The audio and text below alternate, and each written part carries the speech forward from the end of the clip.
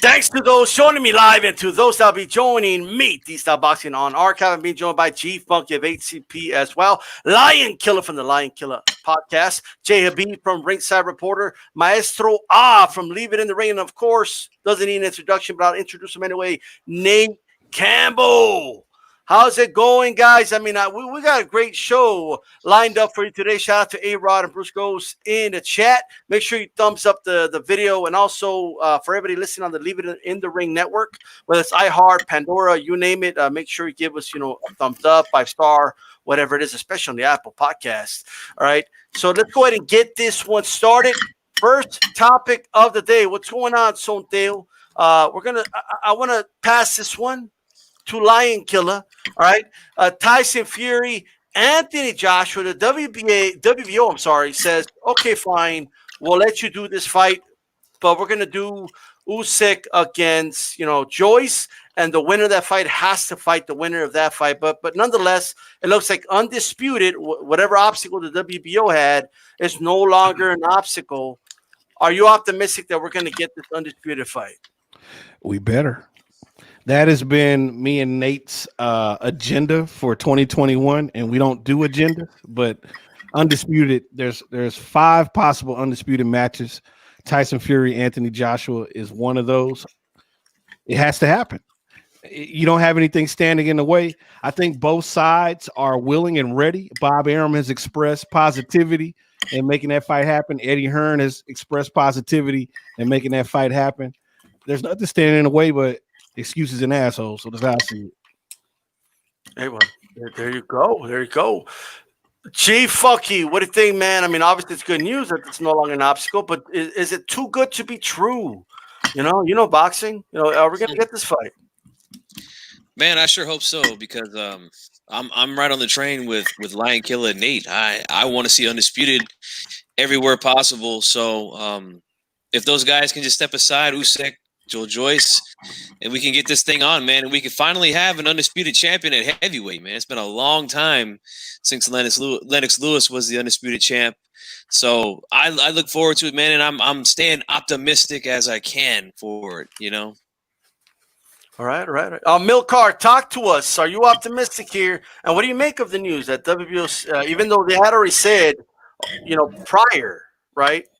With Pulev, that was okay. We'll give you this one, but now they're giving him another one. But what do you make of it? Well, I kind of take a different view. My view is that it doesn't matter what belt is on the line; it's going to be for the undisputed championship. And G Funky just mentioned Lennox Lewis. I've said this multiple times over the last few years. Lennox Lewis did not need to fight Herbie Hyde, who was a WBO champion, to be undisputed champion of the world. Everyone recognizes that Lennox was the undisputed champion. He didn't need the WBO title. Something funny happened between when I graduated high school and now, and all of a sudden the WBO is like recognized as some prestigious title. I don't know when that happened. I don't know how it happened, but it happened. And, now I guess it's not undisputed unless the WBO title's involved. I'm actually of the belief that these two fighters are big enough, especially since across the two of them, they hold all of the 4 belts, to just drop the belts, not pay any sanctioning fees, and fight for the undisputed title. I don't think any real boxing fan will consider it not an undisputed heavyweight championship fight if these titles are not on the line. At least I wouldn't. All right. Joe Habib, talk to us, man. Are you optimistic? Undisputed heavyweight championship fight if these titles are not on the line. What do you think, bro? I think the fight's going to happen in June, to be honest with you. I think the fight's going to happen in June. I think that it looks like all indications are pointing towards that this fight's going to get done. I just don't see any obstacles. Eddie Hearn's on board. Bob Arum's on board. Both fighters are on board. And given Tyson Fury's track record, I know he's pulled out of fights before, but given his recent track record, particularly having those 2 fights with Deontay Wilder, I think he really, really wants this fight. I think Anthony Joshua really, really wants this fight, and I think it's going to happen. To Emil Carr's point, everybody does really know who the champions are in each division. And when I say that, I mean that people can tell the difference and know the difference between belt holders and real champions. So, if you beat the man who beat the man, then people are going to perceive you as the champion. Like everybody knows Teofimo Lopez is the undisputed champion at lightweight, regardless of the whole Devin Haney situation. And that's not to disrespect Devin Haney, but Eddie Hearn seems to be one of the people that is really hung up on the whole belt thing. He was the one that really wanted to make sure that Joshua was never stripped of any of these titles, because it was just as much his goal, in my opinion, to have Joshua have all the belts, just as much as Joshua wanted to keep all the belts. So regardless, the fight would not have been any less big if the WBO title wasn't there. I don't think the WBO title would take anything away from the magnitude of this event, or the attention that it would get, or the money that both guys would receive. In certain situations, yeah, fighters do need to have the belt attached to their name to bolster their earning potential. This isn't one of those situations. So, but I like I said, I think it's an Eddie Hearn thing. I think it's more along the lines of him just being able to say that I'm promoting a guy who has all of the belts. So it's like a feather in his cap, in my opinion. But yeah, I predict this fight will happen in June. All right. Nate Campbell, do we have some wishful thinking here, or are we going to get this fight in 2021? I'm a jaded boxing fan. I never believe stuff till I see it, but what do you think? Well, at this point, guys, it has to happen because that's the biggest money fight in boxing right now. It has to happen. Those two promoters don't mind. The one thing that they don't mind is they get to freeze Al Heyman out. Y'all got to look at how – let's really be real with this. Those guys don't mind freezing Al Heyman out. They don't have to deal with Deontay Wilder and his whatever. They don't have to deal with that. I see this fight happening, and I no offense, win, lose, or draw, it's the best fight. It's the best fight to be made. It is truly the best fight to be made right now. Somebody said they didn't remember when the WBO became big. Well, I do. I remember exactly what fight made it big. And what fight made it big, a lot of y'all may not get it, but I'm going to say it anyway. When Felix Sturm kicked Oscar De La Hoya's ass and they gave him Felix Sturm's belt. Great point. They needed him. They needed De La Hoya in the fight because that was the biggest money fight to be made for Bernard Hopkins. Because the WBO was like the NBA or the NABA, and it wasn't big. And in order for De La Hoya to be on even stead with Bernard Hopkins and to have a bargaining chip, he had to bring something to the table. So they gave him the WBO belt and elevated the WBO belt to this high magnitude. And now the WBO is considered, it used to be the trilogy. It was the BA, the BO, and the BF. Now it's the WBO. And now I had the WBO belt. Don't have a problem with it. I had the WBO WBO upset of the year. I think I had the IBF and the WBA. I had the upset of the year. But because Pacquiao wouldn't fight me for the WBC, I didn't get to be undisputed. But if 3 belts was all it took, I was undisputed, but I was unified instead. I was the first super champion, which was deemed by the WBA.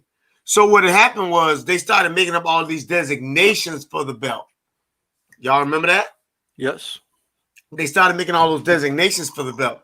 So the history of it is the WBO, John David had the WBO at 154. He defended it 6 times. Nobody defended the WBO 6 times up to that point. It was considered a European belt or a belt that you win on the way to the belt. So my thing is this fight has to happen because in all honesty, if it doesn't happen, what other fights do we have? Nobody, no offense. I don't give a damn if Usyk fight his mama. I don't want to watch it. Right. Well, there you go. There you go. All right. And I want to introduce D. Jefferson, he came in like last minute. I can't stress that enough. So I appreciate you, man. Shout out to D. Jefferson. Speak your mind. Sports talk. Hey, talk to us, man. You know, Tyson Fury, Anthony Joshua, the WBO stepping aside, and they're going to be making Usyk against Joyce for the interim, right? But hey, they're going to make, you know, they're allowing this fight to happen. What do you think, man? Are you optimistic that we're going to get this undisputed bout in 2021? I think we will. When could be later. Right now, I'm still waiting on U16 to say that they've accepted. I mean, I know the WBO they step aside or whatever, but again, I haven't seen enough, man, and I'm not convinced yet until that fight is announced. I can't even lie. I don't want to sound pessimistic, but I'm just not convinced until that fight is announced. It's too big. It's too big. Yeah. That's the reason I think it's going to get made because it's too big. Ain't nothing else out there. Yeah. Well, that's true. What about the trilogy? What about what trilogy? What trilogy? Well, Wilder Fury. Wilder Fury trilogy. Huh? Yeah. Hey, that ain't happening. Hey, I read. Wait a minute. In my Dave Chappelle voice, huh? It's the second biggest fight in heavyweight, right? I'd rather see a goldfish fight a goldfish for all the belts. I'd rather see two pigeons fighting in the street over a piece of bread. Exactly, and I hold a piece of bread because I want to make it a good fight. Because man, Deontay Wilder, dude, he shot himself in the foot and stabbed himself in the ass with the stuff he did. Absolutely. As a black man who was considered to be a militant, when he fired Mark Breland but didn't fire JD's, I knew exactly what kind of Negro I was dealing with. Here's the thing, Nate, and hopefully you could speak on this too. Like, I just don't understand the black YouTube community that still rides with Deontay Wilder even after he did that. And it's like if you don't buy into all of the conspiracy theories, somehow you're racist. They say to other people. I'm black and I love for them to come for me. Look, Maestro, I love for them to come at me, bro. Same. I love for them to come at me. They get to talking crazy. I get to looking at them and talk about their mama. And I mean every word of what I say. I told one of them, I said, boy, listen here. I was never Deontay Wilder fan like that. I was a fan of the fact that he was a black man that was doing the best he could with very limited ability. Same. All he had was a punch. And I told him when we fought together in Sheffield, I hurt my hand over there, almost died making the weight. And I told him, I said, study your craft. He looked me in the face like I was speaking French. I told his brother the same thing when his brother knocked the guy his last win. He knocked the guy out up in at the Barclays Center. I said, study your craft. He said, oh yeah, man, I'm gonna do that. Boy, he ain't won a minute of now fight since. Because all they do is believe that they can hit you and you're gonna disappear. So I can't respect the man that don't. I studied my craft. Say what you want about me. I studied my craft. I started after everybody like he did. See, and here's what y'all miss. I'm finna help y'all get something right quick. You do know that you don't have to be a outstanding boxer to be heavyweight champion. All you gotta have is a punch. And Deontay Wilder he's the epitome of that being the biggest truth in the world. See, when you hear a guy go to the Olympics for being a super heavyweight or even heavyweight 201 and up to 201 and over 201, a lot of times them guys be guys that just started boxing. Very seldom do we have a guy that has a lot of experience on the U.S. team. We don't place, we don't do nothing. And it just goes to show you the state of boxing throughout the world because this joker won a bronze medal. Yep, you're right. Well, hey. You know, another guy who got let off the hook in this whole conspiracy theory is Ben Davison, the guy who trained Fury for the first fight, because there's claims in that fight too, and I haven't heard no attacks on this guy either. JD's and him both got let off the hook. Which guy? Which guys? The guy who trained Fury in the first fight. Trainer for the first fight. Well, they went after Ricky Haddon. They said Ricky Haddon pulled a glove down or whatever. Oh yeah, that's true. You know, my biggest issue with this all, people can't lose. They can't take a loss. They can't handle a loss. It shatters their psyche. And sometimes you're just not good enough. There's an opportunity to go back to the drawing board, like they say in sports. Go back. I'm gonna go back to the drawing board, and then that type of shit. Right. But people don't do that. They can't. If this guy can accept the loss, he can learn from it. He can move forward. Mm-hmm. And when you can't accept the loss and you think everything is to blame, but what you didn't do, you can't win. You can't win. Somebody lives in his head, not only rent free, but they're drawing welfare checks. And I'm just no welfare checks. Welfare checks are small. Welfare checks are small. Not corporate welfare. Hey, listen, you missing my point. They get free money in there. That's all I'm saying. He said not corporate welfare. Damn, that's what this is. You're right, sir. I mean, he's like the CEO that's getting bailed out by Washington while he's collecting a big ass bonus and all his employees are getting fired. I ain't even lie to you. When that, and my brother Mike loved Deontay. My brother Mike was with me over in England. He met Deontay, he fell in love with Deontay. We talked to Deontay on the phone. He just loved Deontay. Deontay now be talking about, somebody said, every time I hear that motherfucker talking about bomb squad, he said, I think about bomb squad. I said, God damn, boy, niggas. Y'all don't give a damn, do you? So I'm like, I don't dislike Deontay. I just dislike what he did. I can't support what he did as a man. But let me tell you something. The day that you learn to accept your faults, the better off you are as a man. If you just look, I'm gonna tell y'all like this. Deontay Wilder is this kind of guy. He couldn't get it up, and he blaming it on the girl. Wow, you are sick son of a bitch. Y'all know I ain't lying. He this never happens to me. No, it always happened to you. What about this? Let's go around the like. Who would you guys like to see? Let's start with you, Nate. Who would you like to see Wilder fight next? Nobody. Not nobody in the damn world. Not nobody. Not Anthony Joshua. Not Tyson Fury. Not even Andy Ruiz. I don't want to see him. I wouldn't want to see Deontay Wilder. I don't want to see him fight chickens in the backyard at all. I don't want pit bulls to break out fighting in his yard and I be there. I don't want to see a cockeyed girl fight a girl with a lisp. I would rather see a cockeyed girl fight a girl with a lisp over him. Wow. You don't even want to see him fight on Xbox, do you, Nate? Dude, as a matter of fact, if I bought a video game and he was in it, I wouldn't play with that motherfucker. So, you said, right? You said, Nate, to be a heavyweight champion, all you need is a punch. The punch didn't go anywhere, right? He could still become heavyweight champion, Nate, despite everything he said. Oh, no, I'm not knocking that. I'm just saying I don't want dude because I'm going to tell y'all something. You're crippling him as a person by allowing him to keep doing this. Right. You're ruining him as a human being. The worst thing that you can do is be an enabler. Exactly. Mm-hmm. I'm gonna say this. I hope this don't get y'all in trouble. If y'all ask me about that guy that person that they just trying to put over the medical thing, y'all know what I'm talking about. Y'all know what I'm talking about. That guy, that dude, that dude with the dude up there. I can't think of the name, but they call him Rachel or something. Levine.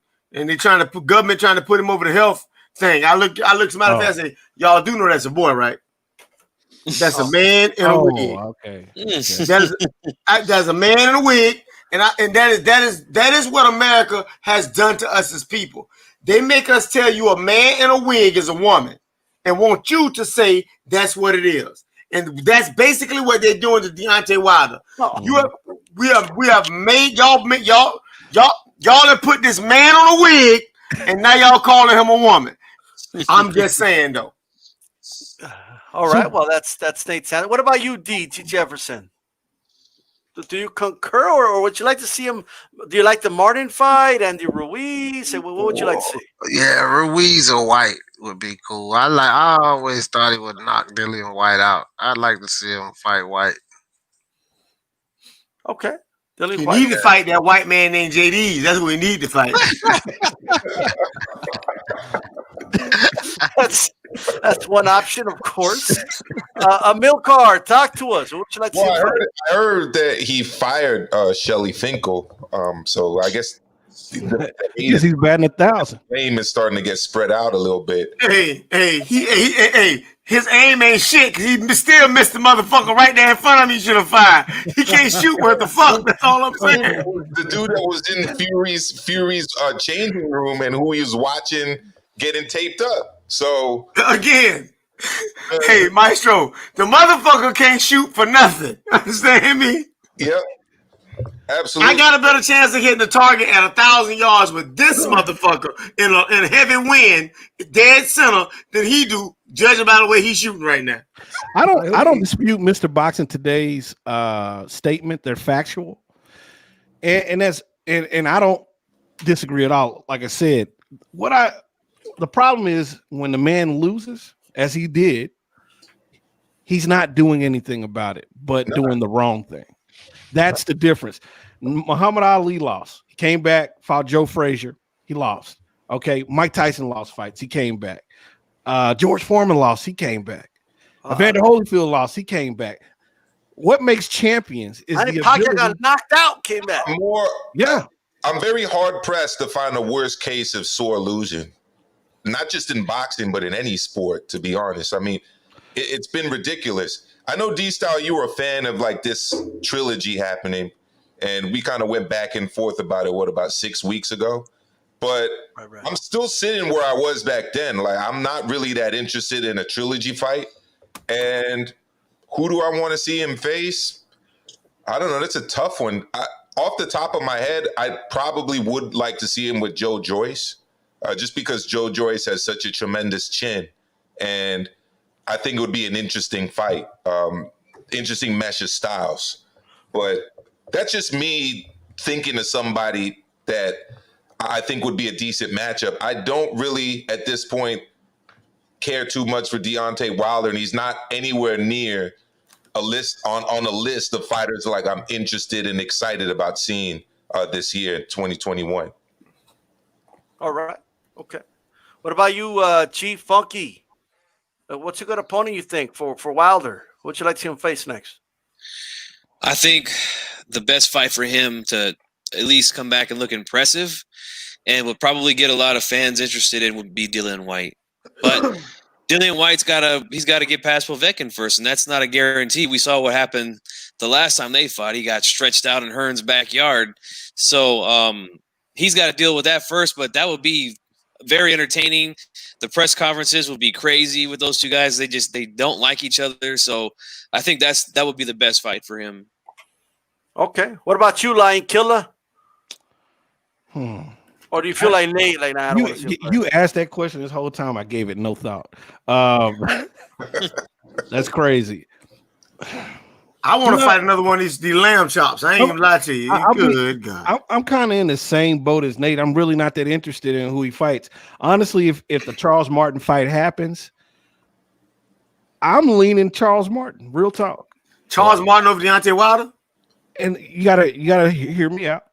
I'm saying okay. Yeah. I think he got a chance. Not shit. I'm thinking this psychological situation after this loss is catastrophic, and if Charles Martin even gets a hint of Deontay Wilder showing weakness, I think Deontay Wilder will reciprocate that, and Charles Martin will act dutifully and attack. I think it's at a point where Deontay Wilder may or may not be sure of himself. He's never been in this position. And what we're seeing as he handles this position, it's not good. He's in a state of denial. Being in a state of denial, and we've seen states of denial lately in life. It's bad. So I give Charles Martin a 50-50 if they fight. I want to see the fight. I'm interested in it. They're both big guys. Charles Martin about 6'5", 6'6". Deontay Wilder 6'6". I met Charles Martin. These guys, I think it's a good matchup. I think Charles Martin is more complete as a boxer. I don't know if he's more committed as he's shown in the past to his ability. But if he, like I said, if he sees something think Deontay Wilder might have his hands full. He may even lose. Oh, wow. Okay.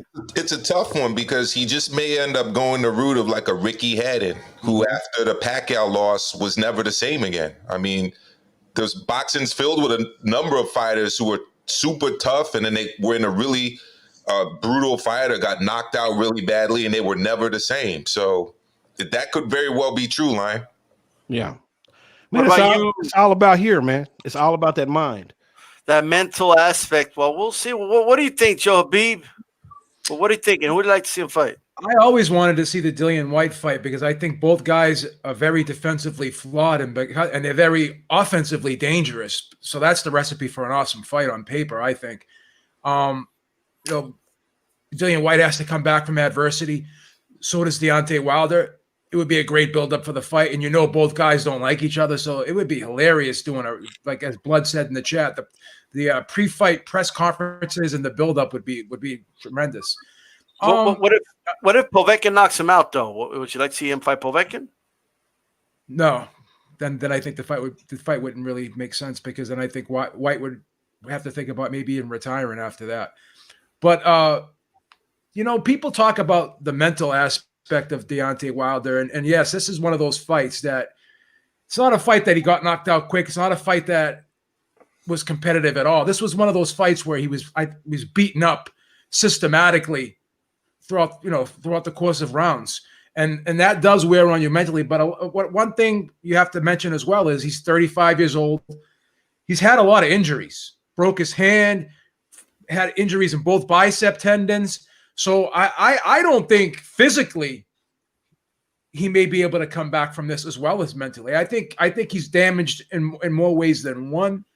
And he doesn't have a style. I'm sure everyone can attest to this, that he doesn't have a style that transcends well into your later years. Like Bernard Hopkins, Floyd Mayweather, always they had a style.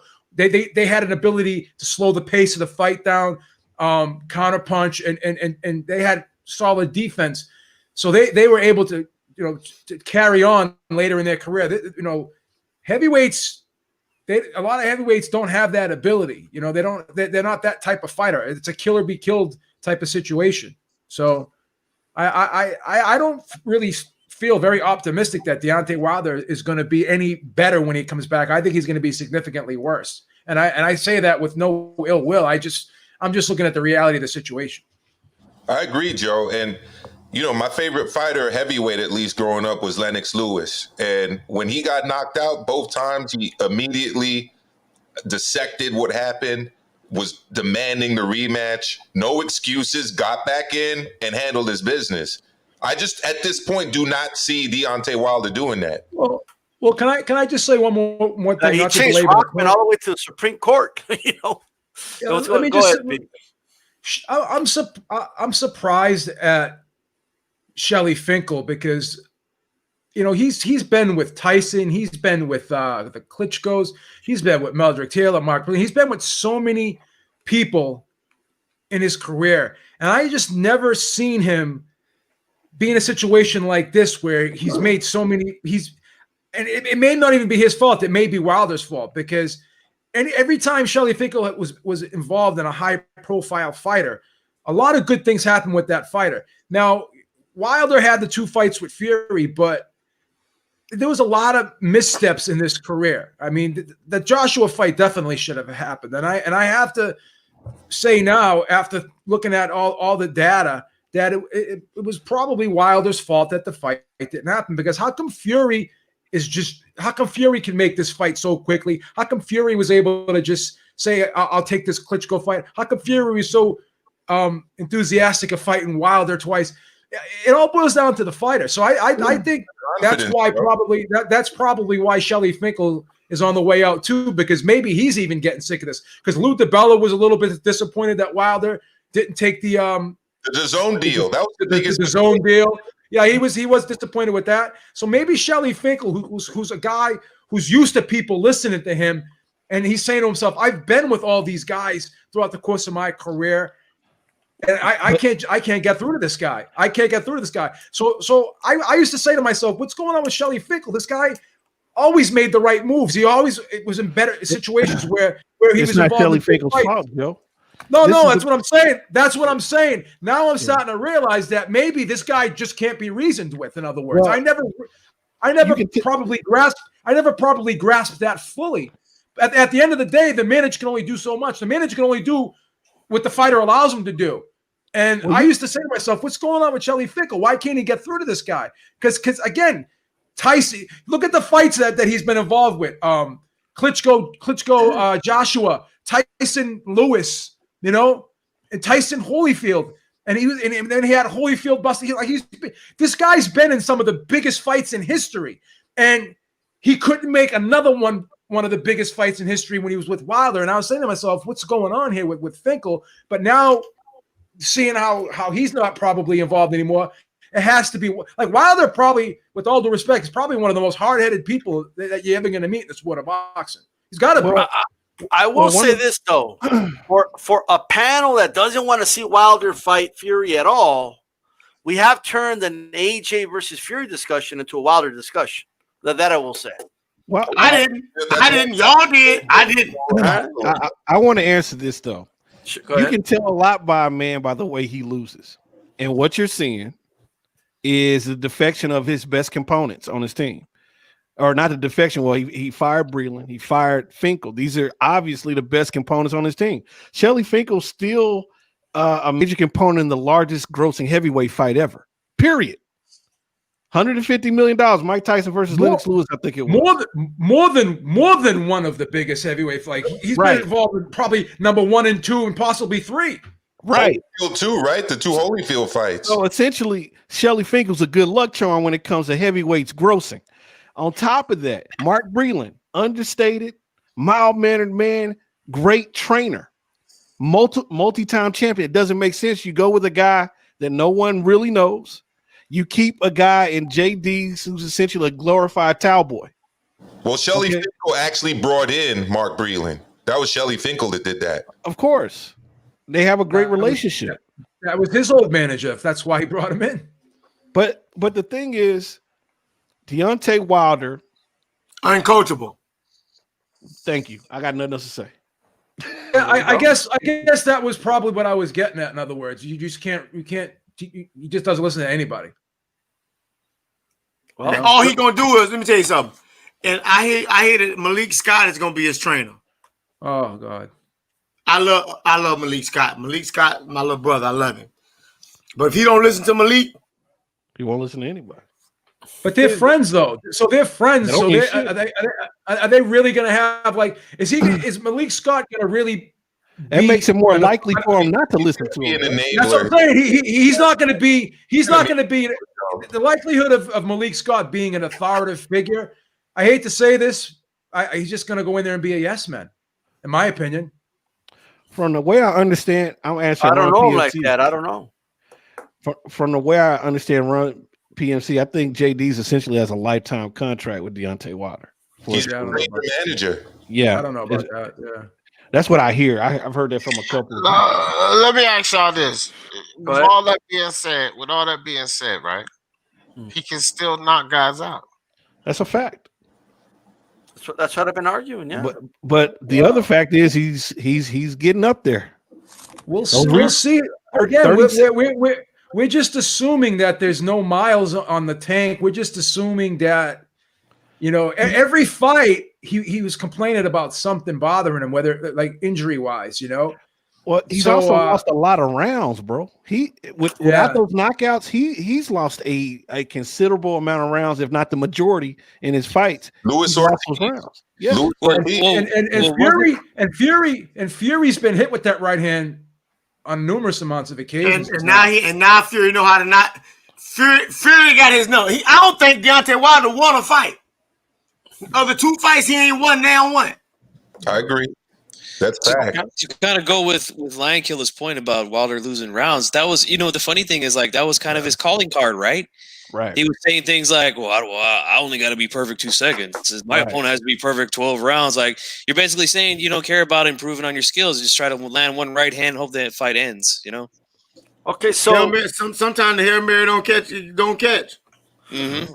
how about this? Because, if we don't care about Wilder, then let's talk about Fury Joshua. I like that fight. That's what I thought we was here for. Shit. Yeah. Well, who's gonna win that fight? I don't know how we got on that tangent. Fury gonna slap the shit out of him. Imagine you wanted to talk about Wilder, man. Okay, I'll go first on the AJ deal. Listen, AJ fought tepidly his last fight. Fury's a different animal. Fury can touch him from long distance. Fury can move around better. He's problematic for AJ. AJ is very robotic still. And again, he's nervous. If he gets in a situation where he feels he's in trouble, sometimes he fights or flight, sometimes he flies away. It's just you don't know what you're getting with Anthony Joshua. Anthony Joshua looks like the great product. He looks like he should be champion, but I don't see champion. I see someone whose career has been nurtured and manufactured for him. The heavyweight division is not the pinnacle that it once was in boxing. And so we had to gravitate to people that are untraditional. Tyson Fury, for all is said and done, is an untraditional fighter, but between him and Luis Ortiz, they're the best boxers in the division. I mean, can you say either? That's how I'm seeing it. And so I think Tyson Fury could knock out Anthony Joshua too. And I think it's from a lack of confidence once Anthony Joshua can't do what he wants. Okay, all right. Nate, who's winning that fight in your opinion, man? Anthony Joshua gonna get beat so bad. Yeah, I'm telling you right now, he liable to be getting beat when the police roll up. I'm telling you, if it goes 17 rounds, he gonna be getting beat 17 rounds. Look, y'all act like I haven't been telling y'all this up. Anthony Joshua is about as sissy and soft boiled as they come. The boy ain't got the heart. He ain't got the heart of a gnat. I'm telling you. Anthony Joshua is the kind of guy that is so bad, but has been so well pushed and manufactured by the press. This is what we was talking about the other night, Lion Killer, about how social media has made these motherfuckers greater than what they should be. You said God in a box and smaller packages. Look, y'all keep putting God in smaller packages. And I'm gonna tell you something. I know about 6-7 lightweights that would have beat the shit out of him some years back. Oh, come on. No, too big, too strong. Bro, let me tell you something. Divisions were made to protect the little dudes. Come on now. Oh, Nate's a freezing. Hot spot, dog. Got frozen up. Yeah. The powers that be censoring them, they froze him up. What do you mean the lightweight's going to be the heavyweight? We seeing his brain. Did y'all kick me off? I was just joking when I called y'all idiots. Oh, there you are. Can you go back? Because we didn't hear anything. You froze up. Listen. Y'all do know the consistent issue is this here. Hot spot. Yeah, it's a hot spot, Nate. AJ is going to use as well as Nate's internet connection in this fight. That is our running joke. You know, I've said it before. You got to cue to Barry White. I mean, we're off air. We were talking about top singers, and it's Barry White. It's never going to give you up. I mean, he's turned into a guy that likes to hold. All right. I did too, like move the bunny ears. Emil Carr. He's turning into Vladimir Klitschko in the latter half of his career. After Vladimir Klitschko, remember how Vladimir Klitschko started second guessing himself. Then he started really slowing the fight down, holding, jabbing and grabbing and stuff. Whoa. Let's kind of, because we're kind of like all over the place right now. So go ahead and finish your point, Emil Carr. I was just saying. I said earlier. I mean, it's nonstop hugging. Anytime there's any kind of threat or inside fighting, he gets away with it in England, where they break up the action as soon as he's in any danger at all. Look at the Joseph Parker fight. Look at the Carlos Takam fight. I mean, he's never been the same since he was dropped in the fight with Klitschko. Granted, he came back and fought hard, but after that fight, it's been jabbing at long range, hugging on the inside. All right, and let's face facts. You know, we don't like to use the word quit, but he chose not to continue in the fight with Andy Ruiz. He chose not to continue. And then in the rematch, like I said, it was huggy bear nonstop out in Saudi Arabia. Any kind of chance of an inside fight, it was quelled, it was stopped in its place by the hugging tactics. And we really need to see more of what happened to Henry Akinwande when he was disqualified against Lennox Lewis for excessive hugging. Because if those kind of rules were applied, Joshua would not be making it out of these fights. Okay. All right. Oh, go ahead, Nate. I think your service is working now. My service didn't never go down, but all right. So you believe? Hey, first of all, I would say something. I'll slap your head off. You'll try. You got to reach it first, motherfucker. I know some lightweights that would be Anthony Joshua. Y'all say he's too big, who's too strong. He's physically big and mentally weak. He is exactly what Willie Lynch letter was talking about. A physically strong, mentally weak black man. I said it. And if you ever see me in public, I'm definitely not afraid of him. I think I think he's the underdog in the fight between me and him. Shit. Because there's nothing else. A fight gonna break out. Nate, Somebody get a hold of Don King. Somebody get a hold of Don King. Let's make this official. This is why they created weight classes, guys. They have to protect the little. Nate's gonna be like Charlie. Nate's gonna be like Charlie Z. Nate's gonna be like Charlie Z. He's gonna run up on him one day. I ain't gonna run up on him, but I talk shit to him. So, let me tell y'all something.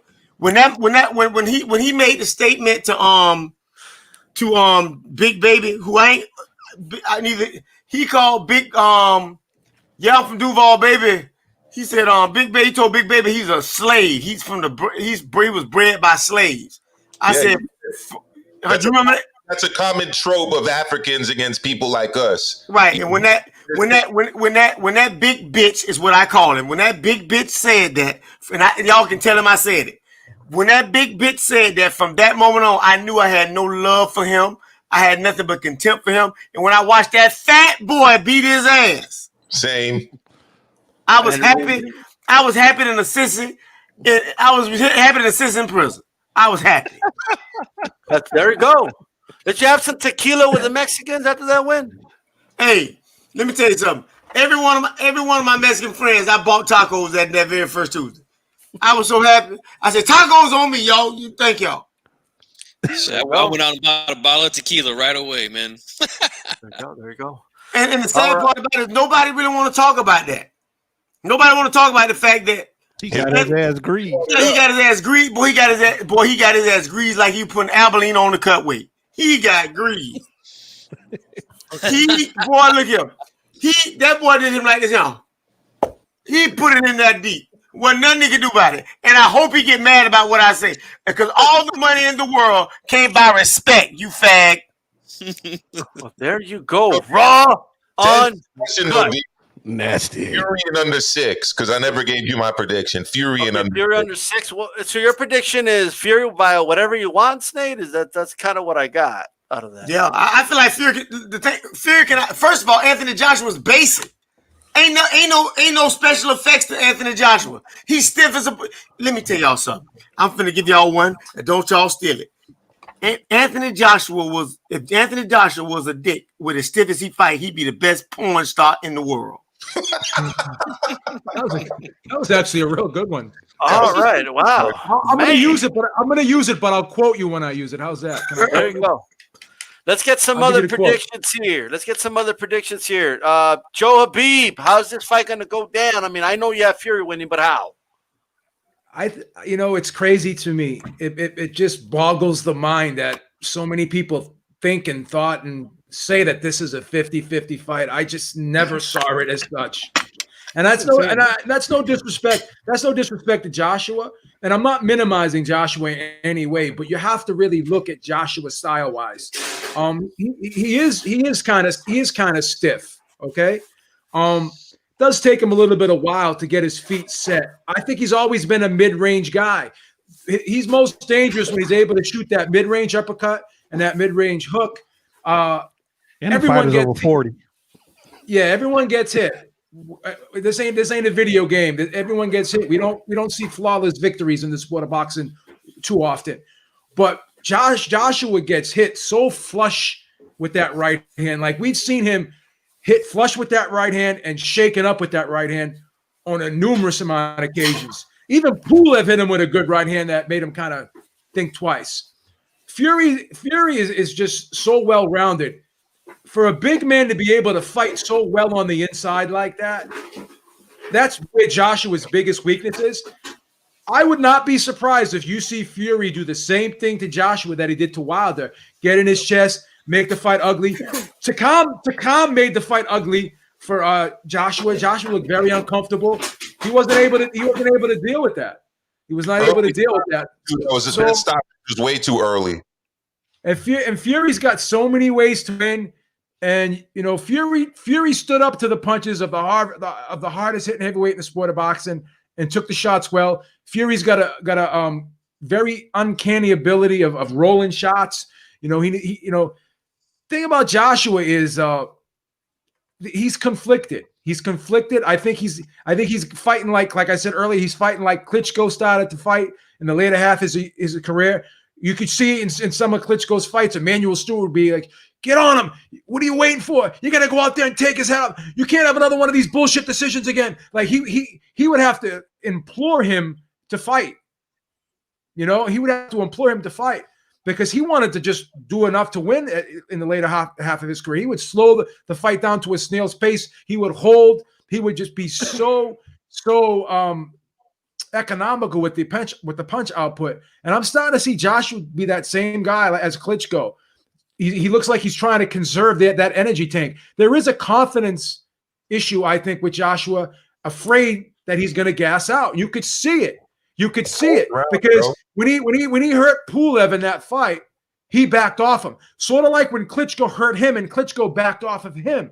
Because once again, that killer instinct may not be there anymore. That concern of gassing out is always going to be in the back of his mind, just like it was in the back of Klitschko's mind.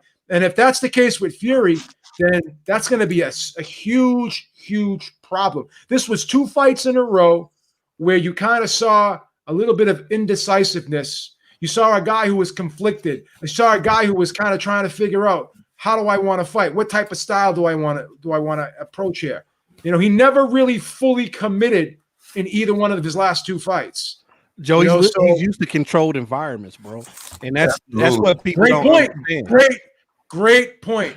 And Fury is used to uncontrolled environments. How many times has Fury gone into the lion's den? How many times has Fury been the underdog? How many times has Fury been in situations where he had to get up off the canvas and win? Dusseldorf, Los Angeles. Okay, how many times has he defended a belt? What I want to know. How many times has he defended the champion and defended his strap? Well, how many times? That's the one criticism that sticks. Well, there we go. I can't defend that argument. Well, that's true, but people tend to forget too. And someone brought this up earlier, but I'm going to go in on it a little bit about the fact that he's been protected by Matchroom. Matchroom specifically That's what I was saying. Controlled environments. Luis Ortiz so that he wouldn't fight AJ. Right. People forget about that. Well, Can I say one last thing? Can I say one last thing? This is all you need to know, and this just basically exposed a weakness of Joshua. When your own promoter says, well, we don't know if he can win in the U.S. because he already lost in the U.S. to Andrew Ruiz. So we don't want to go back there. It would have made the most sense to go back there, but he didn't, right? So so he said, we know we have a better chance in the UK. So they ended up going to Saudi because even your own promoter didn't have confidence in you that you could win. When your promoter says, we don't know if he could win in the US, right? We don't know if he can win in the US. So right then and there, you're admitting that there's a mental flaw in your fighter. psychological. There's going to be a residual psychological effect from the first fight, knowing you lost in your debut. He should have went right back there and got back on the horse. That's what he should have done. Hey, G-Trey, I appreciate that. Fury ran off the plug twice. That dude twice now, okay?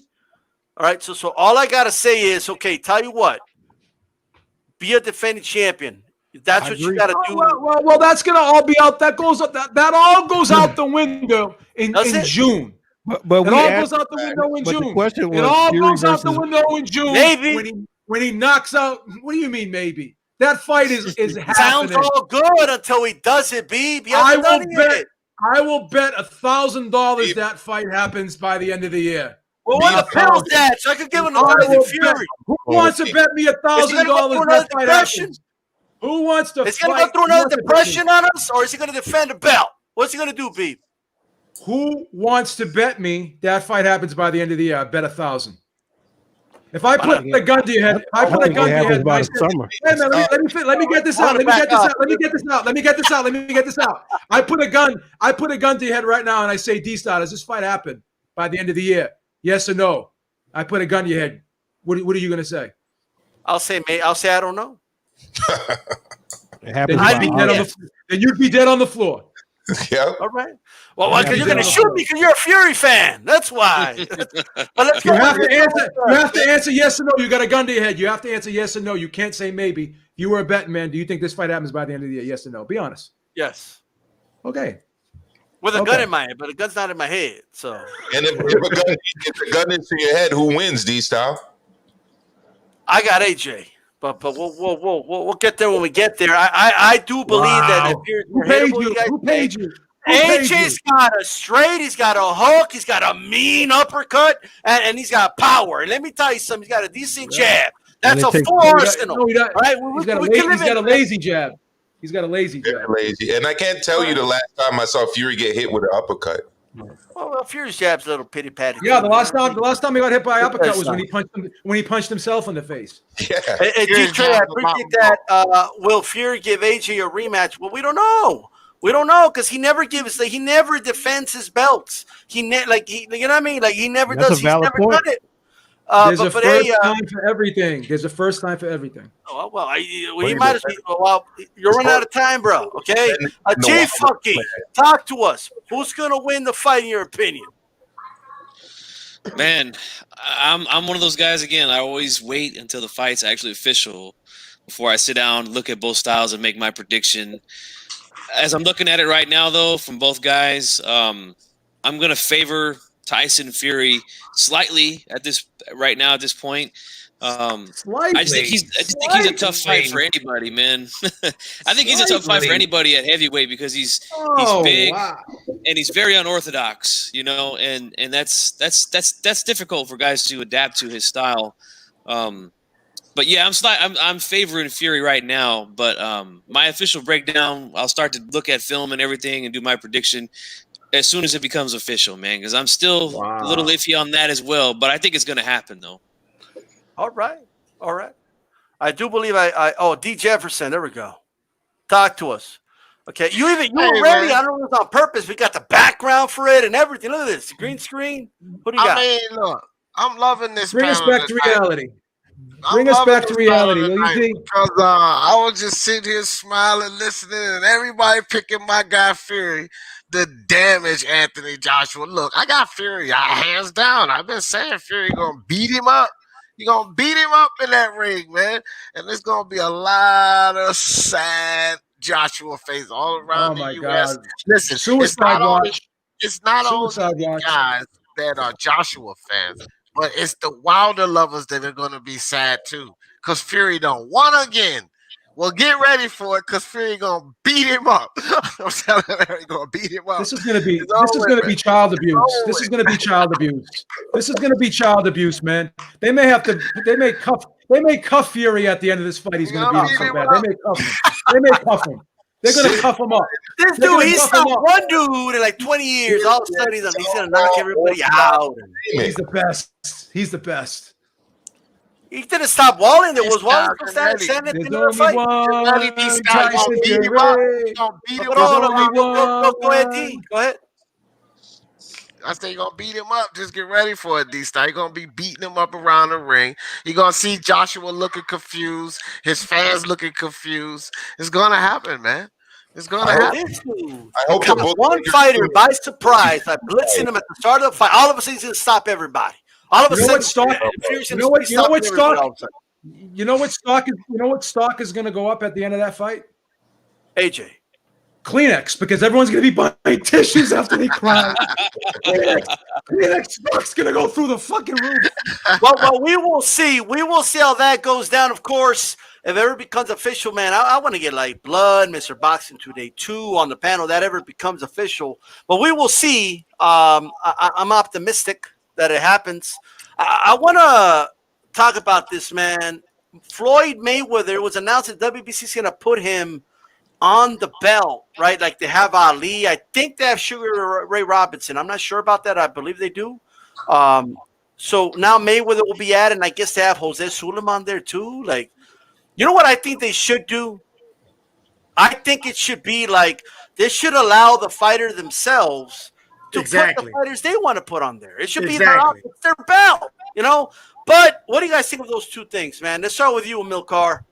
What do you make of it, first of all, and would you rather them kind of make it, their own thing? I actually think that's a great idea, D-Style. And, fighters should get to put the champions on the belts that they want.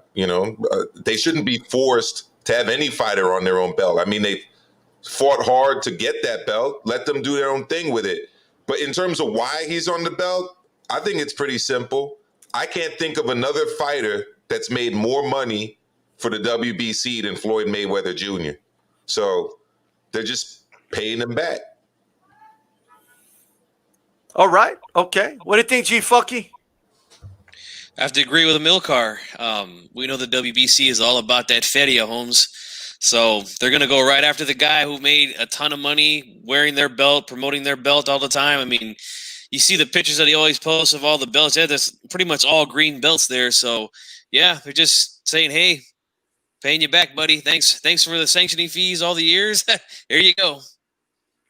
All right. Okay. All right. What do you think, D? You like it?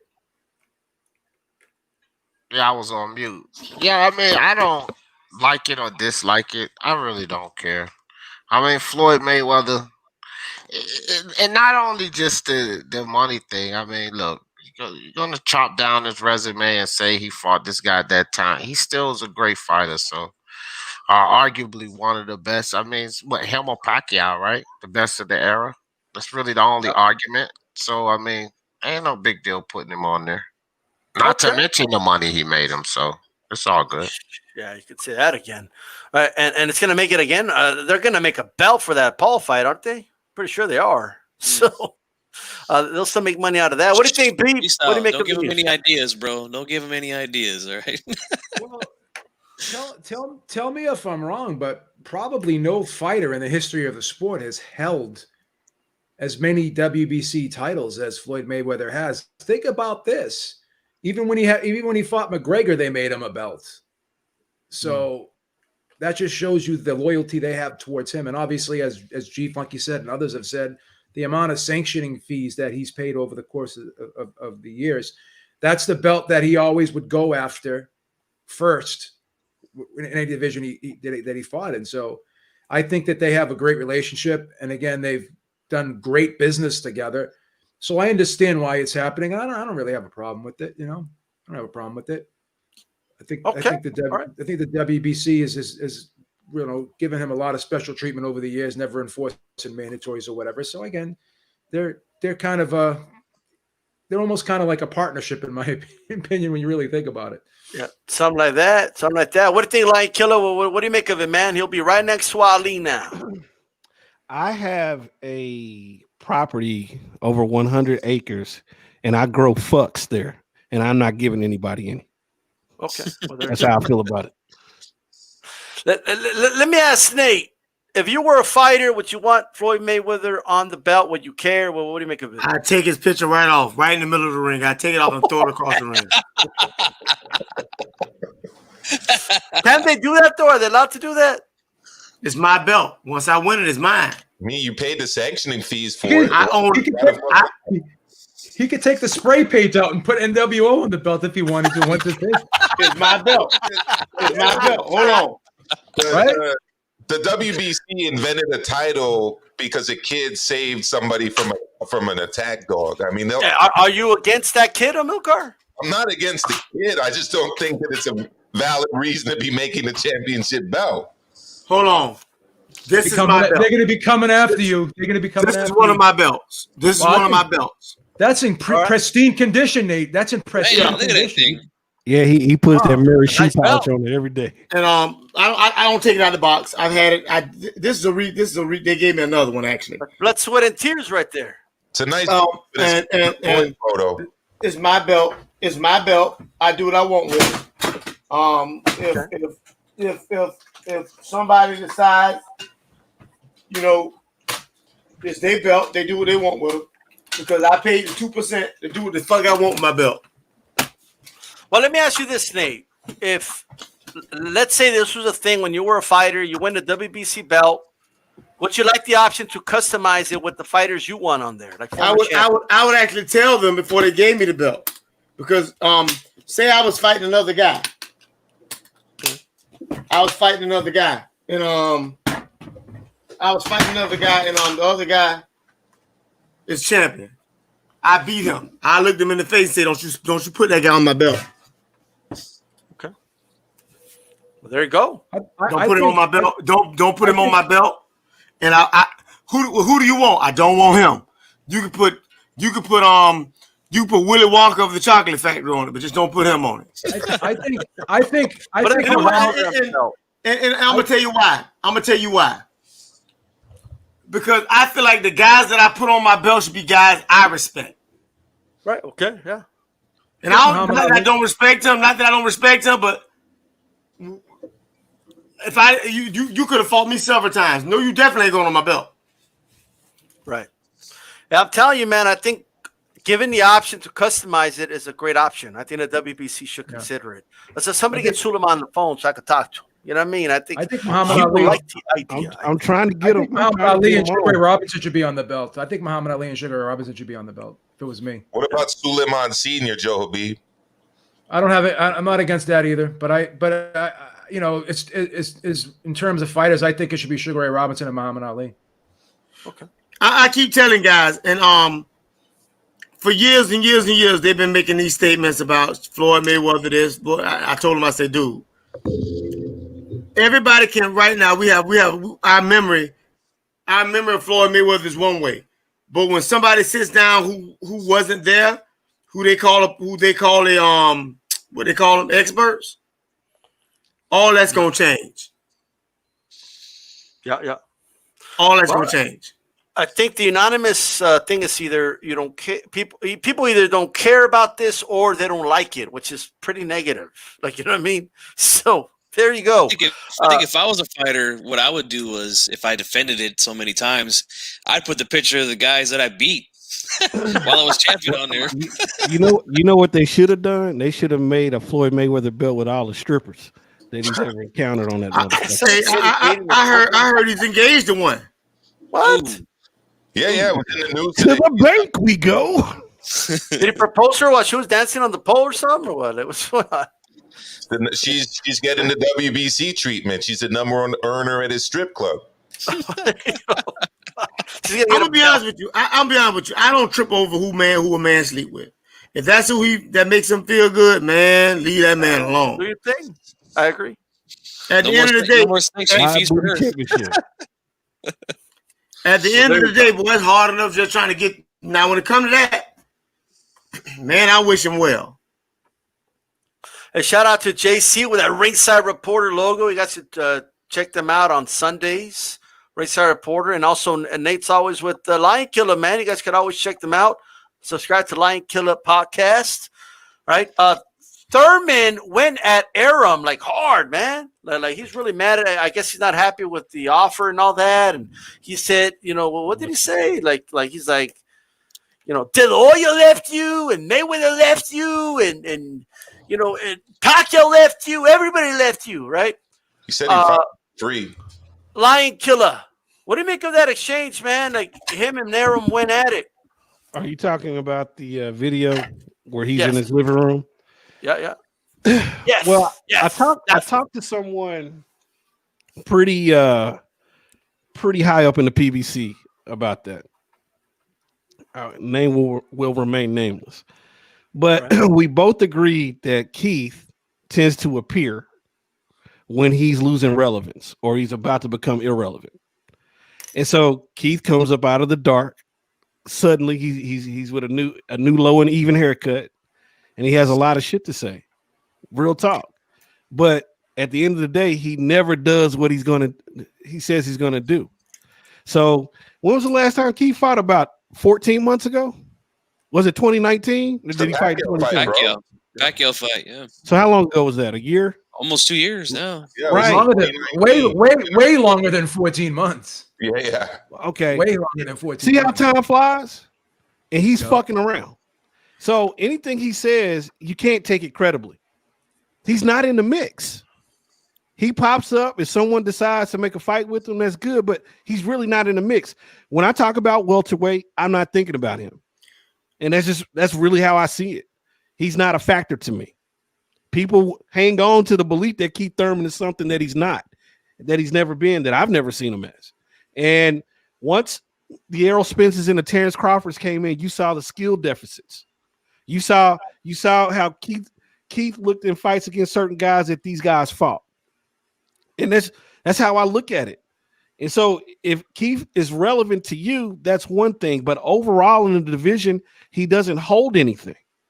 And so at this point in time, the division needs consolidation.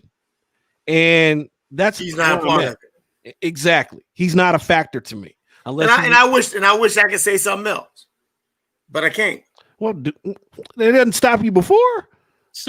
No, I'm saying I wish I could say something in his favor. I would love, dude, it's hard for me to be to dog out guys from Florida because I know how hard it is for guys in Florida to make it. But damn, if you ain't done nothing, bro, you better be humble.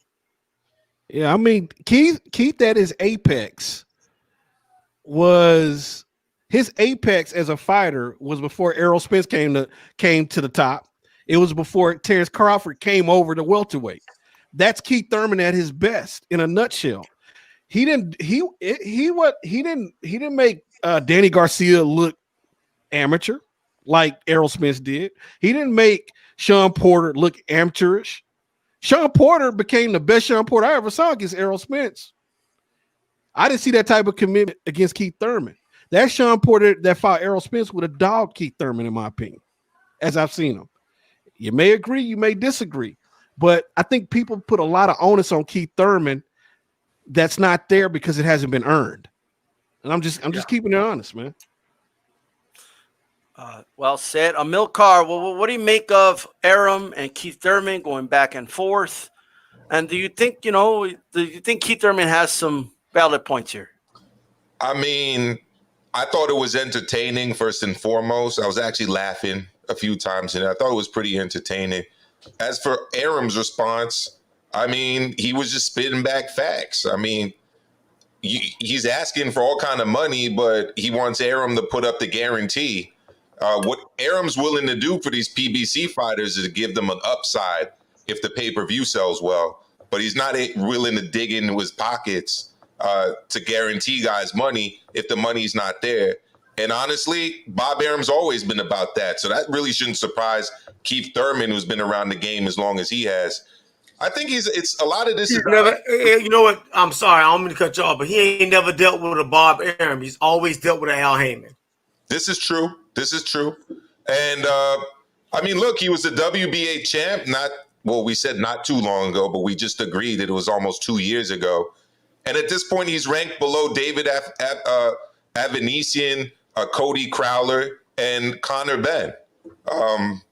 I mean, he's looking for a fight. He's frustrated. And right now, Bob Arum is a funny target to be going after. But, hey, Amilcar, you mean frustrated? Frustrated. Yeah. And I think he's desperate for the Crawford fight, but he's not willing to take short money for it. And maybe that says something about how much he believes in winning that fight. Because if he did get that fight, that would be a good fight for him, especially where he is right now. But he wants to be paid highly for it, and it ain't going to happen. Okay.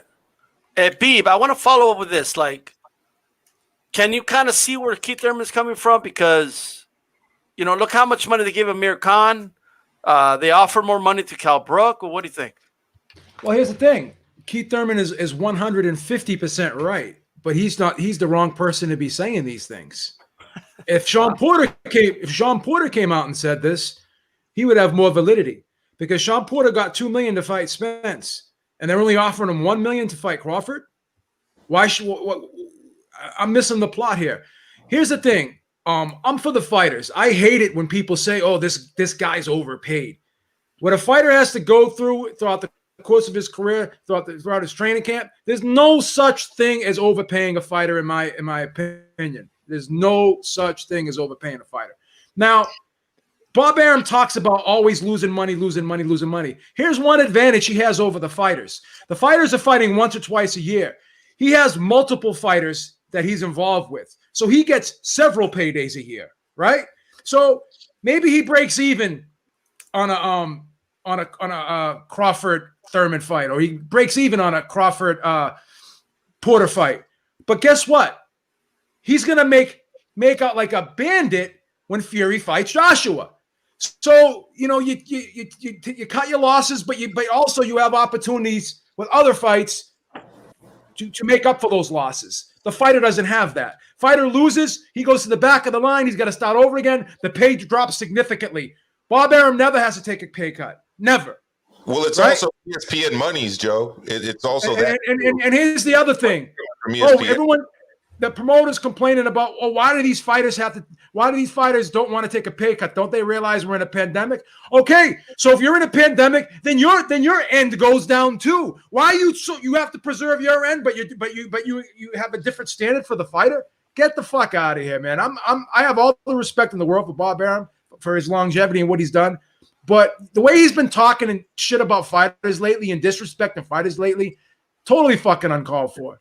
He's sitting there airing out his dirty laundry when he talk, and then he talks shit about Rigondeaux when he was promoting him. He's talking shit about Crawford, when he's promoting him now. You can't. I mean, you're the promoter, and you know, and you're sitting there saying, "Well, these guys don't promote themselves." No, you do your fucking job. You promote these guys. You get behind these guys, and you don't trash them. Okay, you don't trash them. You're supposed to uplift these guys. Okay, that'd be like me, you know, people asking me about the company I work for, right?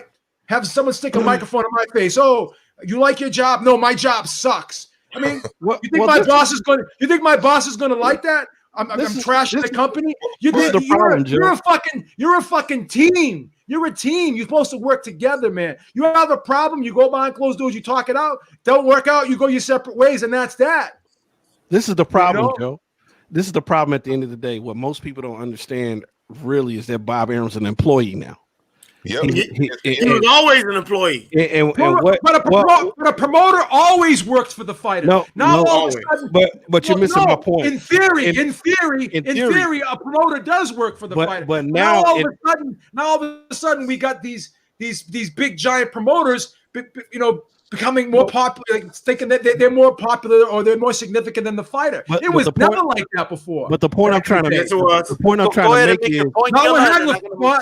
Hagler fought, not when Leonard fought. The point I'm trying to make is when they fought. Bob Arum is the employee now. He's the employee of Disney.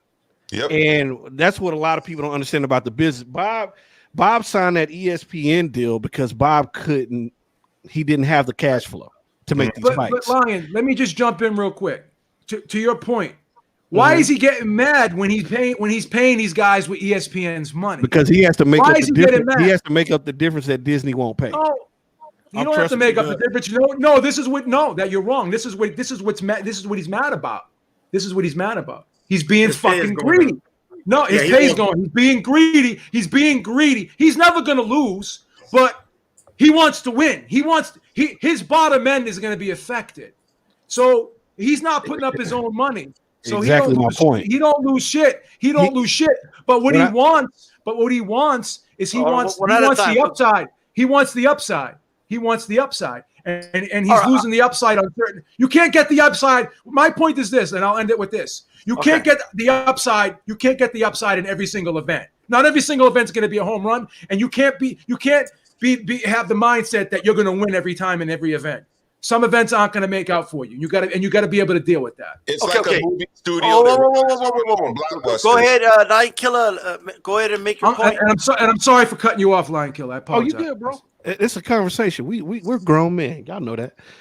Listen, before Bob Arum was the promoter, technically on paper he's the employee, but also technically he's the guy putting up the money. There came a point with this Al Heyman model.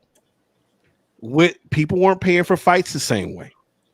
And so Al Heyman's model is very different. And me and Nate have been doing a series on this. We've been talking about the business of boxing and how it works. Y'all can go over to the Lion Killer podcast and check it out. It's called The Business of Boxing 102, 101, 102, and 103. And we got another one coming soon. But Bob Arum started. Y'all remember when Bob Arum had a couple of lawsuits against Heyman? Back in 2012, 2013. These were the problems that he started to have.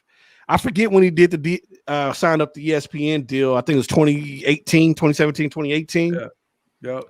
This is initially it was to supplement what he couldn't do. But once you sign with Disney, ESPN, that exclusivity deal, they're the boss. And so you'll see at certain intervals where he's hand-tied, period. And so Bob Arum's complaining because you're right. His margins, he doesn't get the back end like he used to. There's things that he's not getting. And so it does cost him. It costs him whether you look at it up front or on the back end. It's costing him. That's why he's not moving. And honestly, let's be real. His son-in-law runs the show anyway. But he never has to dig. He never has to dig. He never has to dig into his own pockets. We have other people that want to touch. He never has to dig in. And when he lost that HBO deal that he had, he started getting desperate. So then he signed with ESPN. But he hasn't had to dig into his own pockets in years because he always had a network deal in place. I do want to make one quick point, D, before you go on. And it's that when these U.S. fighters are comparing their possible purses to guys like Amir Khan and guys like Kell Brook, what they're not factoring in is that the UK has a very big TV market and they get revenue from that too. So 100%. Yeah, so there's that as well. I just wanted to say that. But if you got to remember this, they sell more tickets, but they cost less. Mm-hmm. That's what I've been saying too, Nate. That's what I've been saying too. Yeah, but it accounts for the extra $1 million that the U.S. fighters aren't getting. That's all I'm saying. Well, all right. Fair enough. Chief Funky, talk to us. What do you make of, first of all, the back and forth of Keith Thurman and Bob Arum? And do you think Keith Thurman has a right to say, hey, maybe that $1 million offer isn't good enough? So they offered him $1 million to fight Crawford? Is that what he's mad about or what? Something like that, yeah. I mean, I'll be honest with you, man. In the biggest fight of his career against Manny Pacquiao, sold a good amount of pay-per-views as well. I mean, he was only guaranteed, 2.5, I think, for that one? 5. So, I mean, hey. 5 million. 5? Okay. Take the money, man. Okay. I say take the money, take the fight, and win the fight, and get yourself back into position to get another world title. I like Keith Thurman, man. I really did like Keith Thurman, but he's just always inactive, man. He's always injured, or I don't even know why he's out of the ring now for so long. But I've always liked him, man. And his hair hurts. Maybe that's what it is, yeah. But yeah, I say just take the damn money. You've been off for too long. People are already forgetting about you, and 147 is it's terrible, man. These guys are they're not doing shit at welterweight. These guys aren't doing nothing. And I touched on it last week. That's why I'm not mad at Pacquiao if Pacquiao wants to keep his belt and fight Conor McGregor. These other dudes aren't doing jack shit, man. So let him go make a good payday with McGregor, and then they can fight him. If they decide to fight each other, then they can fight Pacquiao for that W. But they got to get busy, man. And Thurman's included in that. Yeah. All right. Okay. All right. All right. Talk to us, D. Jefferson. What do you make of all this All right. back and forth, man? Check it out, man. So Thurman, I did a video on this about a week ago. That's what I think about Thurman right there, fam. Now, although I agree with Joe, I do agree with Joe on what he was saying about Bob. But that's what I think about Keith Thurman, fam. He desperate right now, fam. The dude desperate. He needs something to happen. Like, I That's don't a look. fact. He's not That's a doing fact. anything. He's not That's doing true. anything right now. So he desperate. Now, I'm not gonna go against what he was saying about Bob because, like, I agree with Joe. Like, I've been coming at Bob a lot, but this was the video that I put out about Keith and all that yik yak, bro. I'm not really. Come on, Keith Thurman. Come on. I feel like G Funky. Take the fight, bro. Stop it. Take the fight. You're not doing anything. You struggle with Josecito Lopez. You lost your belt. You better be glad you're getting that. But I still agree with Joe and Bob Arum and this whole foolery he doing right now. So, but this is just how I felt about Keith. That's all. Man, Hey, that's guys, can I say something right quick before y'all go on? yeah. Well, I Yeah. was gonna actually go right to you next, Nate. Go ahead.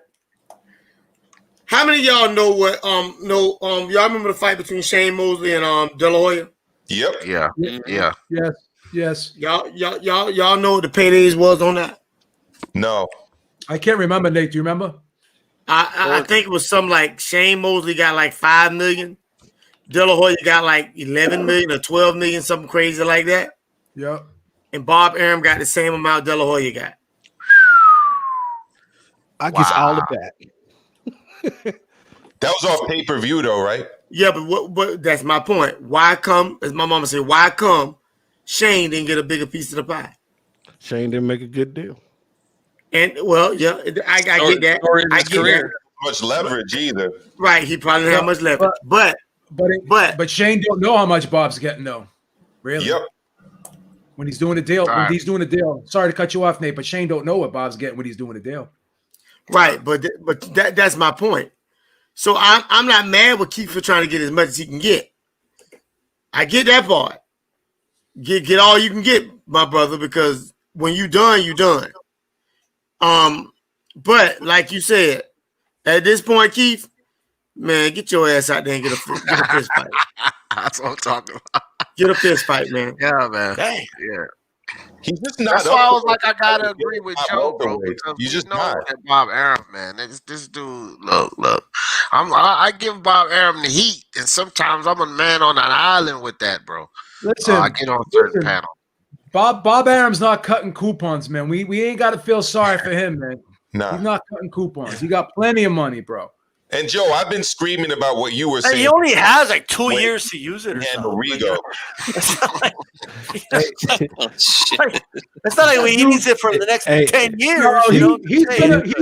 he's gonna live till he's 100, man. His AARP card is about to expire in 6 months. Talk all you want. Don King is doing a fight. And he's I was 90. talking about Bob Arum. I wasn't talking about Doug King. You know what I'm saying Don. I think Don is older than Bob. He is a year. Yeah, them motherfuckers, them old motherfuckers, when you got money, for some reason you just won't stop living. I think the money buys you. I think the money buys you years. Yeah, because one thing about it, when you ain't worried about nothing, you live so much better. Yo, Hey, you go. Nate, that's the truth.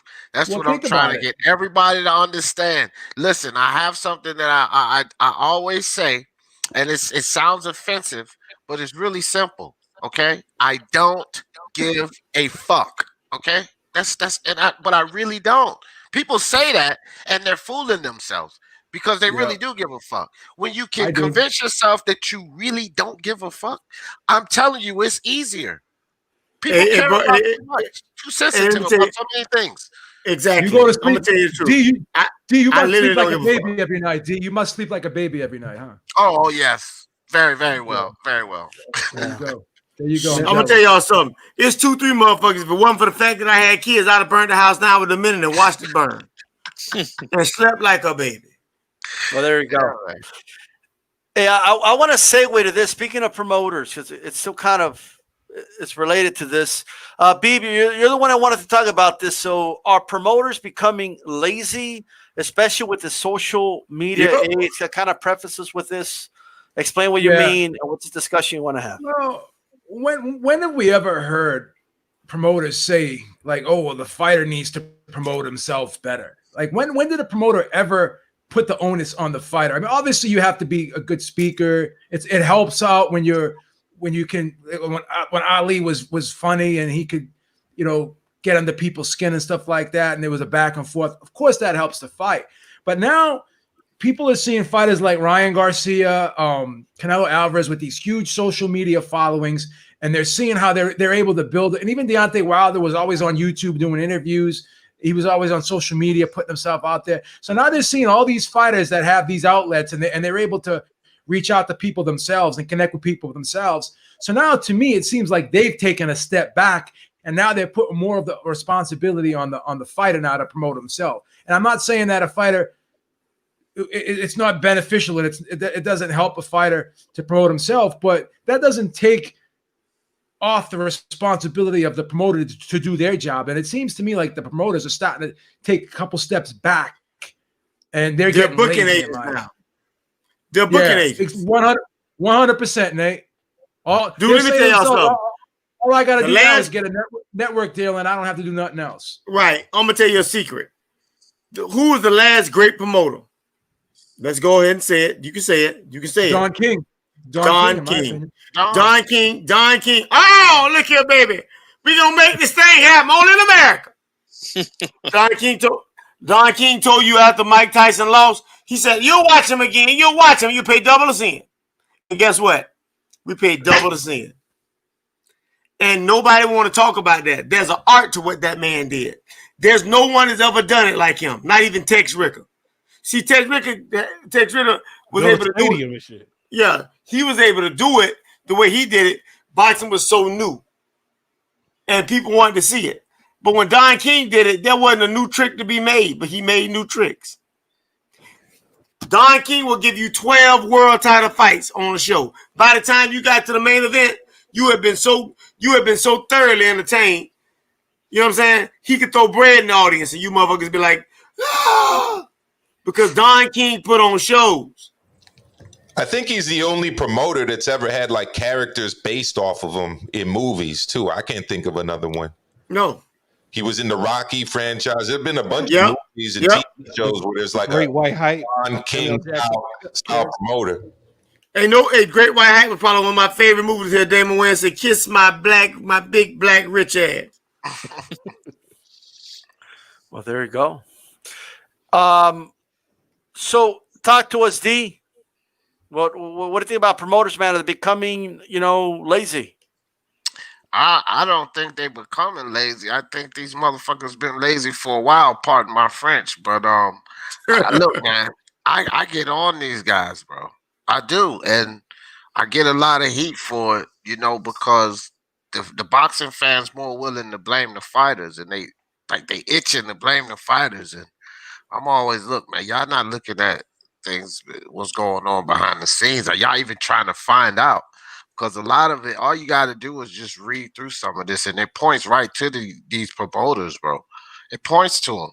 You can figure it all out, and that's just my thing. So I don't think they're becoming anything. I think it's been going on for a while, under the radar or whatever you want to call it. Not under my radar, but it's been going on. They've been lazy. It's not new. Okay. What do you think, G-Fuck? You talk to us. I mean, yeah, I guess a little bit with social media and stuff like that. It's become a little bit easier for them to do their job, I guess. Some fighters like Ryan Garcia is a guy who's kind of taken advantage of his following on social media, and it's it seems to be helping him out, I guess. And as far as making money and stuff like that, and getting big fights, or I mean, who knows if he's going to get that Tank Davis fight or not? But there's a possibility. But now he's talking about fighting somebody else, and but yeah, I gotta go, guys. I'm sorry, but I gotta go, guys. I'm gonna have to talk to y'all later. All No problem, Nate. Thanks for coming on, man. Thank y'all for having me. Go ahead, G-Fucky. Yeah, I just think social media and all that stuff has definitely made them a little lazy, but I'm not really big into the business side of boxing because we just don't really know what goes on behind the scenes, I remember hearing matchmakers say that people that are in the industry, a lot of them don't even know what goes on when it comes to making fights and stuff like that. So I don't like to really dig my hands into that pie at all. I just try to stick to fighter A versus fighter B, and that's it. All right. Lion Killer, talk to us, man. Do you believe that promoters are becoming lazy now? I believe promoters are becoming extinct. That's a problem. Think about it. Top 3 promoters that you can think of right off the top of your head are Bob Arum, technically not, but Al Heyman and Eddie Hearn. Bob Arum is 90 years old, essentially. You don't see anybody coming up. Eddie Hearn has his situation. I don't think it's going to last in the States, at least. The promoter's not really needed in this new paradigm. And so you had to understanding how things are working. What is really the role of the promoter at this point? Fighters can facilitate their own deals. They're middlemen, but you can do that with a manager. Al Heyman proved that. So the need for a promoter, again, if you look at the PBC model, I just want you to focus on the PBC model for a second. Lou DiBella, what happened to him? Once he tried to make a side deal with the Zone with Deontay Wilder, have you heard from Lou DiBella? Not a motherfucking thing. He's become a local promoter essentially now. You haven't heard from Lou DiBella in 2 years. And so the need, unless you're tied into the right people for a promoter, you don't need them. And so you're watching them go away slowly. When Bob Arum dies, who takes his place? Todd DeBuff. That's right. Yeah, but again, what I'm saying is once ESPN gets tired of Top Rank, what can they do? ESPN can start their own promotional thing. They can learn the entire business, which is what a lot of business models do. They take on a business as a partner. They either buy the business or they learn everything that their business is doing. And they put them out of business. There's a lot of things that I see on the business side. The promoter is really not a factor. They are going away. It may be 5 years, it may be 10 years, but you will see a shift in boxing when it comes to the way things are done. Here's what I would argue, man, just to give my thoughts on this. Look, if we think about it, I mean, do I agree that the promoter kind of becomes extinct and really not necessary once a fighter's established? Yes, I do believe that, right? Like Canelo doesn't need a promoter, right? Mayweather realized at one point, I don't need a promoter. Pacquiao realized, I don't need a promoter. At some point they realized, and like somebody put in chat, why would you give somebody a percentage of your purse when you could do it yourself? You're already established. But, some prospect like that needs somebody to help fund them a little bit. Like, a lot of what people don't talk about is how promoters lose money, with fighters when fighters are on the come up. Right, putting them on undercards because the way they see it is they're not really generating anything for us now. We're making an investment in them, and eventually they want to make that return on investment. But that means that the fighter doesn't put any money into it up until that point. But that's why those contracts are like record contracts. So they front the money, or the manager. Because to me, it's more the manager that loses the money by having to pay the fighter a monthly wage. Unless Lou DiBella's lying, but he said he lost money with Paulie Malignaggi for a large portion of his career until Malignaggi started getting fights on TV and stuff like that. You know what I mean? So as a promoter, you're still investing into a fighter. You know what I mean? Yeah, that was before. If a promoter doesn't have a network deal, then he's got to put up his own cash. Right. And see, it's got. If you've ever seen boxing contracts, they're like record contracts. They're just less extensive. Essentially, they're pretty straight to the point. So when you see these contracts and you see that the promoter is liable for most things, but he's also putting up the money, he has to recoup his money based on the liability that he puts up. Yeah, those things can be eradicated. And when a fighter gets to a certain level, they can drop the promoter, but the promoter can drop a fighter as easy as pocket change. Yeah, that's a fact. I first started noticing that when I was a teenager. You guys probably remember Prince Promotions with Nazeem Hamed, Lions Promotions with Lennox Lewis, and then obviously Golden Boy Promotions. Essentially what happened was HBO became a promoter, right? And they removed the middleman. I mean, for all intents and purposes, HBO was promoting all of these fights through the ads, through the posters here in New York City that they'd always put up, you know? And somebody said it earlier, but I think it was Nate, that essentially promoters became booking agents. Well, I'll put it to you this way, Amilcar. Yeah. We were talking on the Business of Boxing series, how fighters are becoming the promoters. Like Errol Spence promotes most of his fights. Anything you see with his thing, he's getting a piece of the action. Anybody where you see there's a promotional company or someone working in conjunction with a fighter's promotional company, not only do they own the rights, either 100% or partially, that is cutting into a promoter's end, the traditional promoter. Yep. So when you establish these companies, when you're putting fighters up, the fighters putting up the investment, so they're getting the reward for it or the loss. And so as more and more fighters become self-sustainable, you're seeing that. And again, you're seeing that produce more out of the PBC model than more the traditional models that you're seeing with like the ESPNs and the zones. And so the dynamic has changed or is changing. I just think like to me, honestly,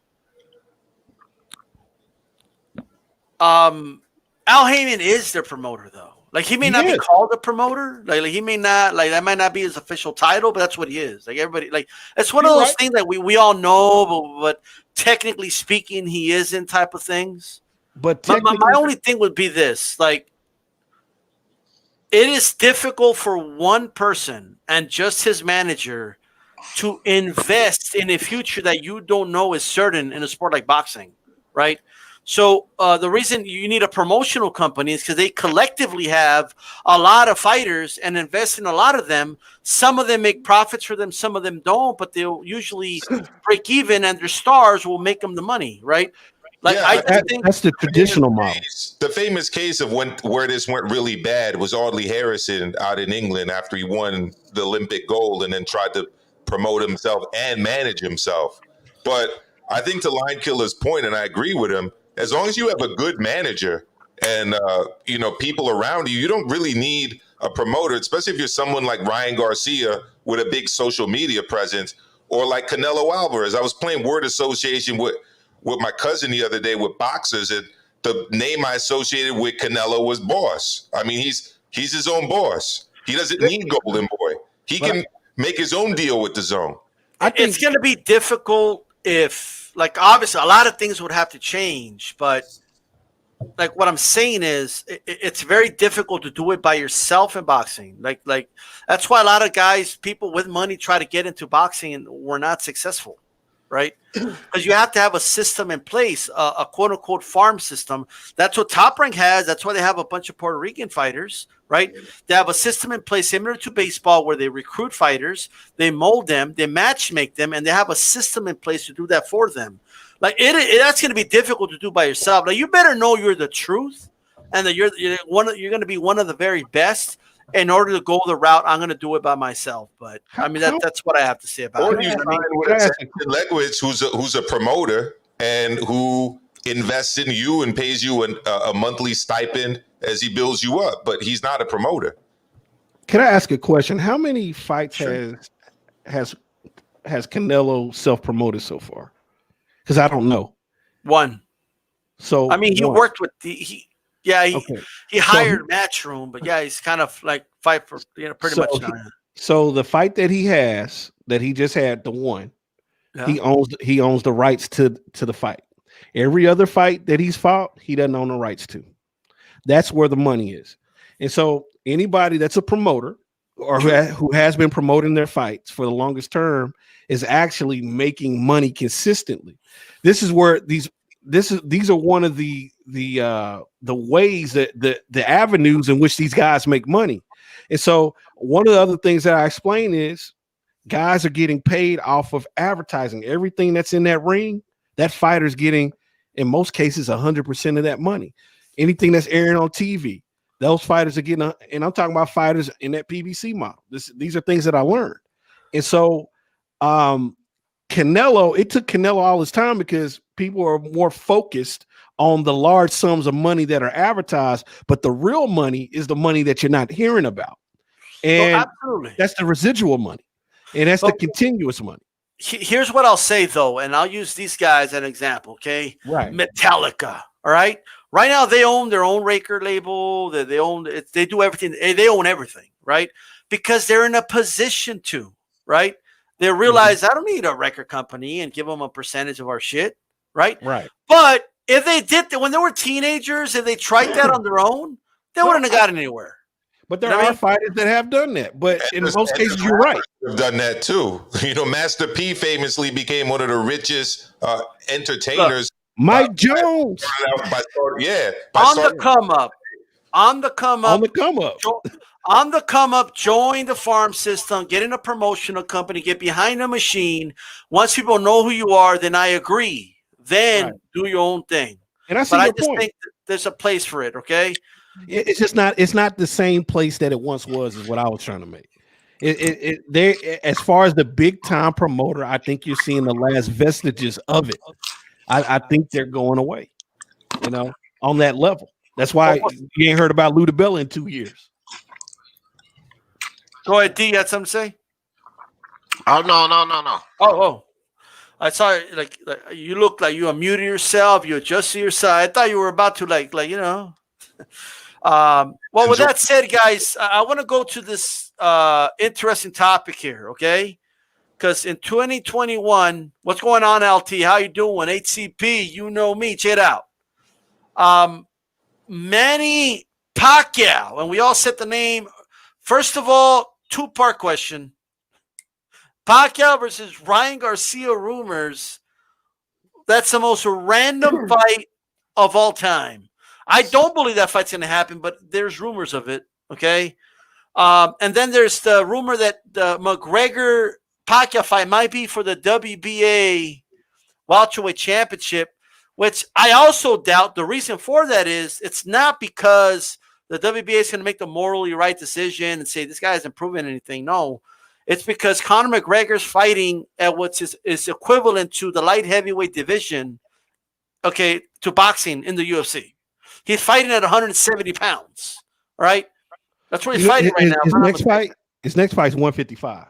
155, okay. Yeah. Well, can he make 147 in boxing? I don't know. That's what he would have to make in order to fight Manny Pacquiao. But two-part question: Pacquiao, Ryan Garcia rumors, Pacquiao, McGregor for the WBA belt. Would any of you be for that or okay with that in any way, shape, or form? Let's start with you, Amilcar. Well, I'm kind of with G-Funky with this. I've been thinking the same thing for a long time. Manny can do whatever the fuck he wants. If he wants to fight a UFC guy, he can fight a UFC guy. If he wants to beat up a 22-year-old, he can go and beat up a 22-year-old. He's done everything there is to do in boxing. He's already a first ballot Hall of Famer. People are trying to get rich off of him, and he's going to make money as well. So, and like G-Funky's been saying the last couple weeks, none of these guys in the welterweight division are fighting anybody. So let Manny be Manny. Okay. Now, whether it should be for a world title, though, obviously that's a joke. But then the WBA also regularly has 3 to 4 champions in a single weight class. I don't know if you just saw this, but David Morrell was just elevated to WBA regular championship. The guy's got like 4 fights. Well, what did Manny announce that he's going to box D-style boxing and he gives me $1 million? Would you be okay with that, Amilcar? I'd try to negotiate a better deal for you, D-style, but yeah, I'd be cool with you getting some bet. Like, because when you say Manny, whatever he wants in the ring, I don't give a damn. You can fight Clarissa Shields next if he wants. Like, you can't mean that literally, though, can you? Floyd's beating up like bantamweight kickboxers. He's not a champion. in He's Japan. not holding a belt though. That's my only argument. He's not holding one of the belts. He should vacate the belt, then he could do whatever he wants. But D, what do you think, D? Well, all right. So, as far as Ryan's concerned, bro, that's a hoax. I cannot see that happening. Look, the WBA, the whole McGregor fighting for a belt, I don't know where that come from. Mauricio Suleiman said if McGregor fought for if he fought a fight, he could get ranked, right? But that's the WBC, so I don't even understand how that even coincides with the WBA. I don't know where all of that's coming from, him fighting for a champ. This was something that Mauricio Suleiman said, so I don't even know how that correlates to the WBA. As far as Ryan Garcia is concerned, I don't believe that as far as I can throw it, man. That serves nothing for Pacquiao, and I agree with you. I agree with you, Carl. Yeah, he can do what he want, but that look, him beating up a Ryan Garcia as trash as his footwork was, like, come on, bro. Would he would get stripped for that, I believe, too, because as I remember, the article said if he's not going to be fighting for a title, then they're going to take the belt. So it wouldn't be for a title with McGregor or with Ryan Garcia. I agree, So but he I'm would just get saying, stripped for that belt. I don't put anything past the WBA. Okay, David Morrell Jr., the 168 pounder, fought a guy with a 2-6 record in his first fight, then fought a guy with a 15-6 record in his second fight, and in his third fight, he fought for a WBA World Championship. I mean, But will Ryan come up to 147? No, they would probably meet at 140. Catch weight, yeah. Yep. So that belt would be stripped, fam, and Ugas would probably be elevated, and they'll slide Spence in there to fight him. Yeah, that's a good fight. I'd like to see Spence Ugas. At least this would accomplish clearing up the welterweight division a little bit, because I do agree with D-Style. You know, Manny is holding up stuff, but, you know, that's really a WBA problem more than it is a Manny problem. I just think the WBA is allowing it to go on because they want a big-ass sanctioning fee. Well, I want to ask Chief Funky, do you still feel the same?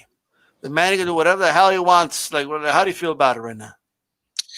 Well, I wouldn't, normally I wouldn't say that under normal circumstances, but because 147, these guys just don't want to do shit, I say the hell with it.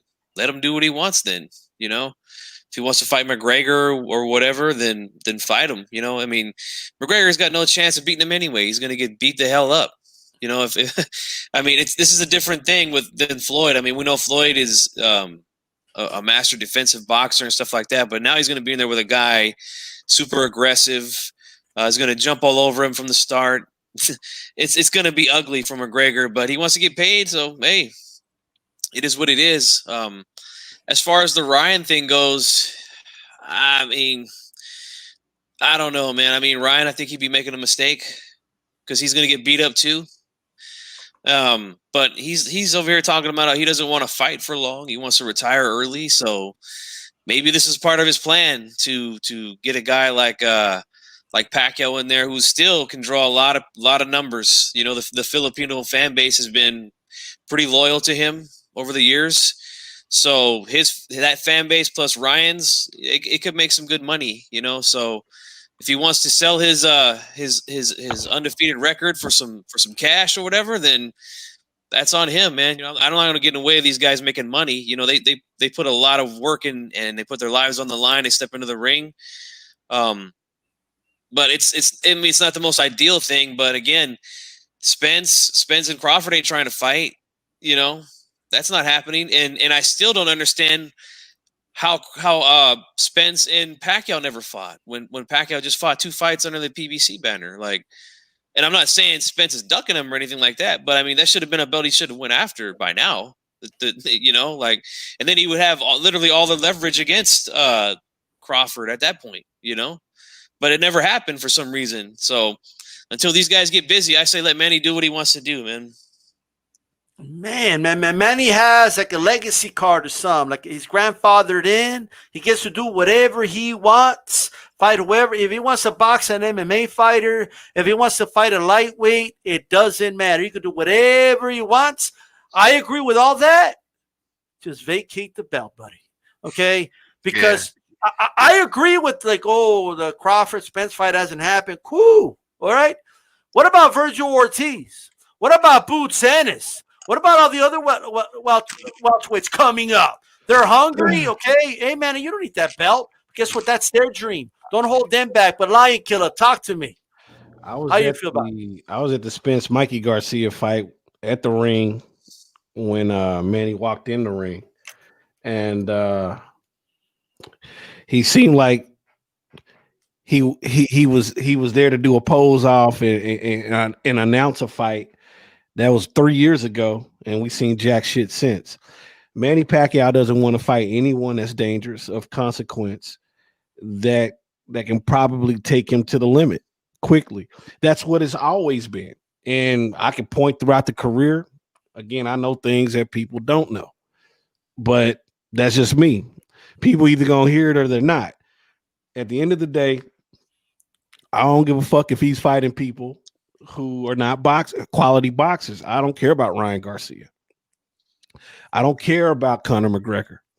I don't care about people who don't matter to me. And these guys don't matter. It's a publicity stunt as far as I'm concerned.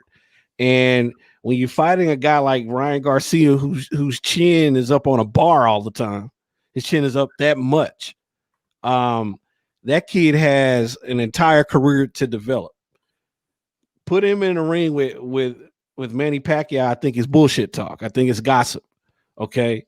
Manny Pacquiao either needs to vacate the belt, fight somebody for that belt who has a belt like Errol Spence or Terrence Crawford. Those are the only fights I want to see him in. Or drop the belt and fight somebody for fun and move the fuck on somewhere. That's how I feel. You guys are tuning into the Leaving the Ring round table every Thursday, 8 p.m. Eastern, 5 p.m. Pacific. All right, Beeb, talk to us. All right. Hey, real quick, Joe. Sure. Joe. I just wanted to say this, G Funky. With that Manny Pacquiao and PBC situation, you're not gonna get a Spence fight like that because Manny Pacquiao, and as of now, is still the cash cow of that division, right? You want to spread those fights out and keep getting that money off of Manny. That's why you got it off the Broner, and then he went to. You don't want to put him in there and get him beat, because then what happens? The stock goes down. You know how the modern day fan is. Right? Oh, man, he's getting old, and you blow that all up. So I don't think it was much as Manny not wanting Spence as the PBC wanting to spread that money out. Remember, they screwed him on that anyway, because he was supposed to get a fight with Floyd at the end of that whole rainbow. Right, so it was about spreading Manny out and getting as many bucks off of him as he could. That's why you never got a Spence fight. It was never in the cards. It won't even in the cards for him to get the big fight back with Floyd. Right, well, at least that's how I look at it. But fair enough. Okay, good points. Go ahead, Beep. The whole thing with the Garcia situation, fighting Pacquiao, I don't think that's going to happen. I don't even really take that serious. Here's the thing with the WBA title being on the line if he fights McGregor. The sanctioning bodies really don't have much credibility anymore. They've made a lot of ridiculous moves. And that's another thing with me. I don't really take the sanctioning body serious. I think it's good for fighters to have belts. It helps enhance them, helps enhance their earning potential. It helps put money in their pockets. And that's great. I'm all for that. But we see how certain fighters get preferential treatment. They don't have to fight the mandatories. Now these sanctioning bodies put stipulations in place where mandatories don't even have to be enforced unless they actually enforce them. So there's so many catch-22s in these sanctioning bodies bylaws that you really can't take them serious anymore. Should the WBA title be on the line if he fights McGregor? Absolutely not, because how do you justify that? So with or without the belt, it would be a huge event. But again, it's a money grab for the WBA, saying, okay, we'll put the title on the line so we can get a sanction fee, obviously. So we know what it is. It shouldn't happen, but it's going to happen. It's going to continue to happen because these sanctioning bodies are just they can't be taken seriously. They make the rules up as they go along, and they basically devalue the significance of their titles. And the WBA does it more so than any other sanctioning body because they got a regular champ, they got a super champ, they got interim champs, they got all these types of champs that they have out there, you know. So that in itself tells you what's up with the WBA. They're just looking for sanctioning fees right now, and it's not about making their title prestigious in any way, in my opinion. They all just make up the rules as they go along. I mean, when Floyd held the WBC title, it was against their own rules. You weren't allowed to hold the WBC title in 2 weight divisions, yet Floyd held it at 154 and at 147, and they collected fees. So, like, it's all about collecting these sanctioning fees. And Manny Pacquiao is going to bring in a big sanctioning fee. What's that old saying? At the end of the WBC rulings, it says at the end of a lot of their rulings say at the WBC's discretion, which means they can change it whenever they want to. That's without doubt. There's an old saying: money walks and bullshit talk. You know, money talks, bullshit walks. I butchered that one. Holy shit! All right, but either way, segue us to this final segment. Just what is your reaction, your thoughts, whatever you want to say about it? Yildirim, Canelo for February. You know, what's your reaction to it? I'm not excited about it, but I don't mind it.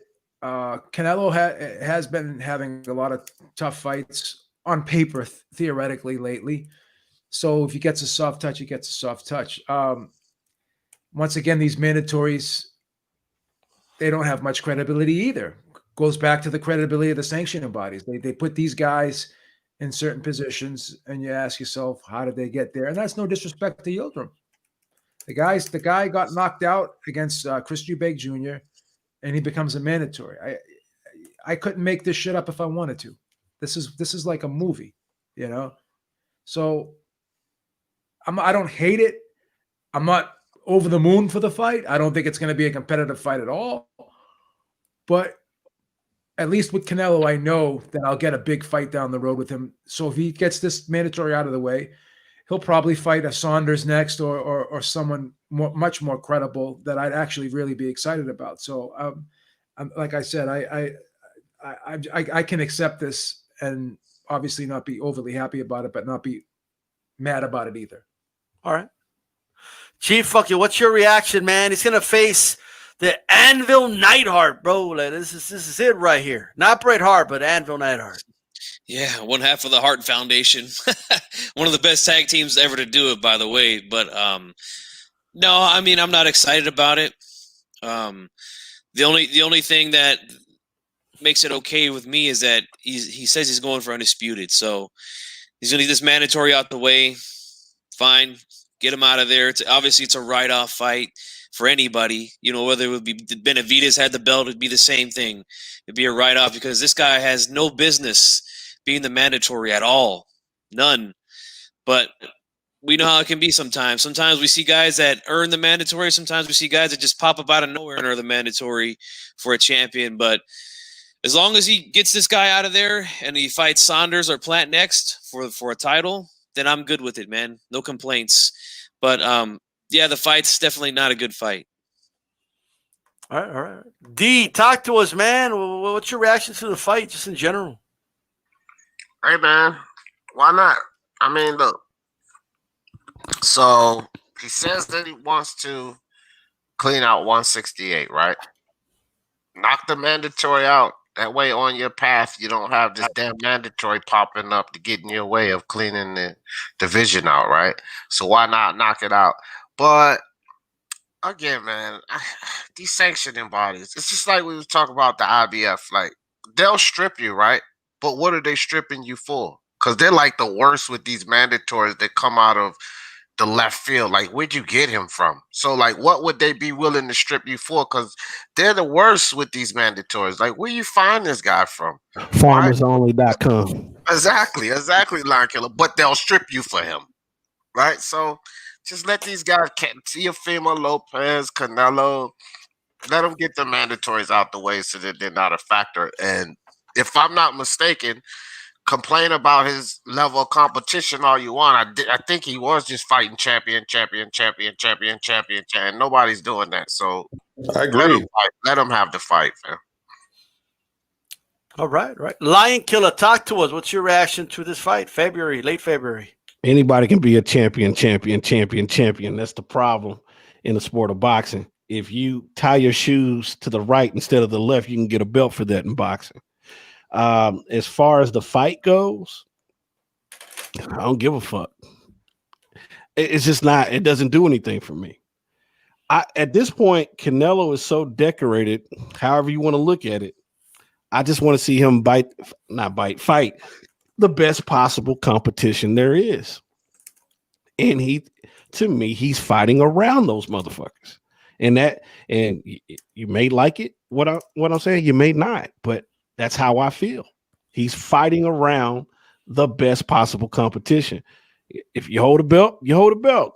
Who gives a fuck? Are you a great champion? We don't know who's a great champion these days because the best people either are holding them or the sanctioning bodies are keeping them from fighting each other. Or let's keep it real, the networks are keeping them from fighting each other. So this is how I look at it. I always say this, not your Berenstain says something I completely agree with. I know Canelo's good. Is he great? I want to see him in a fucking fight, a real fight, a fight where he has to dig deep. And until I get that, my fucks are not given. That's how I see it. Who's that guy at 168, Lion? Who's that guy that you want to see him in the ring against? I like to see Benavidez. All right. Is it not fair to say Benavidez messed up? I mean, he missed weight. Of course, he's not committed. He's a fuck up. But the fight that I think would give Canelo some problems. Honestly, a Charlo fight is a big problem, but it's a very big problem for Canelo. But Benavidez would be next to me, and Benavidez sitting at 68 is very dangerous for Canelo because it's gonna be a barn burner, and I don't know if Canelo has the stamina for that. I don't know if Canelo is not accustomed to guys that are on a script. I don't think Benavidez would be on a script, but Benavidez has his problems too. It's funny. Canelo wants to go. I'm not even going to go with conspiracies. I'm really, because I don't do that. I just want to see him fight the best guys. Fuck the bullshit. That's really where I'm at. And I haven't seen him fight the best guys. He is not so talented where he doesn't have flaws. He needs to fight a guy that can bring out the best in him. If we've seen the best, I'm not impressed. But if he has another gear, we need somebody that can bring it out of him. That's how I see it. You don't. Well, let me get somebody else on here. Emil Carr. What's your reaction to the fight? I gotta disagree with a lot of what I'm hearing. Mostly because I don't have a problem with this. Canelo's fighting 4 times this year. If Canelo was fighting once or twice, as a lot of these other top fighters plan to do and do fight, then I'd be kind of with a little bit more of the criticism. But he's fighting 4 times. He just fought in December. He's already fighting in February. He's an active fighter. For who? But he fought Smith, right? Yeah, I consider Smith a champion, a top tier 168 pounder. Really? Yeah. It's a fact he's a champion, but top tier? Is he not just a better version of Rocky Fielding? I think that's a little bit harsh. No. I think that's very harsh. I mean, he's a very harsh person. Name. Hold on for a second. Name five. Name 5. Whoa. Name 5 fighters better than Smith. That's me at his weight. I can't. I think name 5 fighters. I don't think I can name. I don't think I can name 5. Honestly, I don't think I can. Then you'd have to make him a top tier fighter that weight class. Facts. That's a fact. Hey Joe, let me get back to what I was saying. So he's fighting multiple times in a short amount of time. In years past, for every big De La Hoya fight on pay-per-view, it was juxtaposed with a regular fight on regular HBO. James Toney did the same thing for many, many years. he'd fight a big fight, then he'd fight like a couple smaller fights, and he'd come back with a big fight. And I got to be honest, Yildirim isn't that bad. I mean, he's a professional. He's had some wins. He did have the Chris Eubank loss. I thought he did very well against Anthony Durrell until the cut stopped the fight. I mean, it's unfortunate that probably what he's most known for is Omer, his manager, going off at the press conference. Anyone who wants a good laugh can just Google Yildirim's manager. He went off against Chris Eubank, threatening him to like fuck his wife and all kinds of stuff. It was one of the craziest press conferences I've seen. But, you know, Yildirim is a solid contender. And champions take on contenders. They don't always take on other champions. And I'll give him this gimme because he literally just fought last month. And he's fighting next month. Again, I stay about my Here's statement. why. Let me tell you guys why I like this fight. Not the fight itself, but Hey, D, I got a call. Like Amilcar said, he fought in December, right? Hey, I got to go, man. I got a call, important call. All right, man, no apologize, problem, bro. But I'm gonna keep listening. care, man. Take care. All right. Everybody All go to right. the Lion Killer podcast. All right, y'all have a good one. Right. All right, man. KILLA. Yeah. The fight was back in, he just fought in December. Bro, He's it going to was get it last out of month. the way. What that shows me is that he has plans for May, September. That's when he wants to fight. If he would have announced, I'm going to fight Yildirim in May, I would have been the first one to say, what? Like, come on, dude. Yeah. But he's going to get it out of the way. Well, He wants all the belts. Look, if you are a person that's on YouTube saying, hey, it's all about Undisputed. Undisputed is where it's at. Guess what? That's what Canelo wants to do. He wants to get the belt to win. D-Style, Plus, that's it's not his, you it's not his choice gotta, to fight him either. It's not his choice to fight him either. He's being mandated. yeah, to it's fight the him. WBC mandatory. And let's face facts. Billy Joe Saunders didn't want the smoke. Caleb Plant didn't want the smoke. They didn't want it. So what the fuck is he supposed to do? He's gonna And take the other guy missed weight. and he's fighting a mandatory. You don't miss weight on the scale, lose your belt, and then get rewarded with a Canelo fight. That's not like that's not. That's, Well, it's funny how before the Canelo fight, people look at the 168-pound division and they give Callum Smith a whole lot of props. But then the same people that gave him props now act like he was never anything at all. You know why? Because Canelo beat him. Look, he's fighting next month. Who's better than Callum Smith at 160? In my opinion, I'm pretty confident. I'm pretty confident that David Benavidez is, but I don't know if Callum Plant is. I don't know if Chris Eubank Jr. is. And David Benavidez is the best 170-pounder in the world, possibly. But I think so. weight. He But missed. he asked himself out. Yeah, He asked himself out. That's his fault. and I get it that it was the bubble, but everybody else was in the bubble. well, here's what I'll say, guys. This has been a great show. So I want to thank everybody that joined us. Shout out to Nate Campbell. He stayed as long as he could, and of course, Lion Killer. Shout out to him and you guys as well. I want to remind everybody to, make sure you check out Hispanics Causing Panic show from yesterday. With we were on with Christine, man, and I think we had a great show. So make sure you guys check that one out. We did talk about the Clarissa Shields pay-per-view and some other topics as well. Okay, we're gonna do quick final words and wrap this one up. Go ahead, Amilcar, give us some final thoughts, man. Yeah, always a pleasure to be with my Hispanics Causing Panics brothers. It's always good to be on here with you on the Leave It in the Ring roundtable. Appreciate you always moderating D-Style. And I've started a live at 5 that I do as a stream. I do it 5 p.m. Eastern, Monday, Wednesday, Friday. And tomorrow I'll be talking about what I talked about earlier in the show with Nate, which is just the ridiculous stuff that's happening from certain segments of the YouTube community and the double kind of hypocrisy about supporting a black fighter while you trash a black trainer. And that kind of, we got to get past these divisions, especially amongst minority groups, which all of us are in boxing. All right, we got to get back to looking at fighters for how good they are and not just following a crazy conspiracy theory because the guy happens to be in the same racial group as you. So I'll be on Monday, Wednesday, Friday, live at 5 Eastern. And you can catch me Mondays with Dave Duenas on Leave It in the Ring, 8 p.m. Eastern.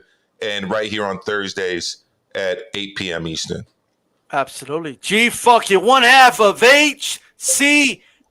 Who's down with HCP, G-Funky? You know me and everybody. Yeah. Final thoughts, man. Talk to us. Yeah, man, this was good stuff, man. I want to thank everyone in the chat, everyone on the panel here. This was good stuff, man. You know, as far as the Canelo topic goes, it was the last topic. I'm going to say I agree with Beeb and Lion Killer that I think that Benavidez is the toughest fight for Canelo at 168, but he missed weight, and now he's got to get back in line. So, you know, that did bother me. I was mad about that, but hey, you know, he did it to himself.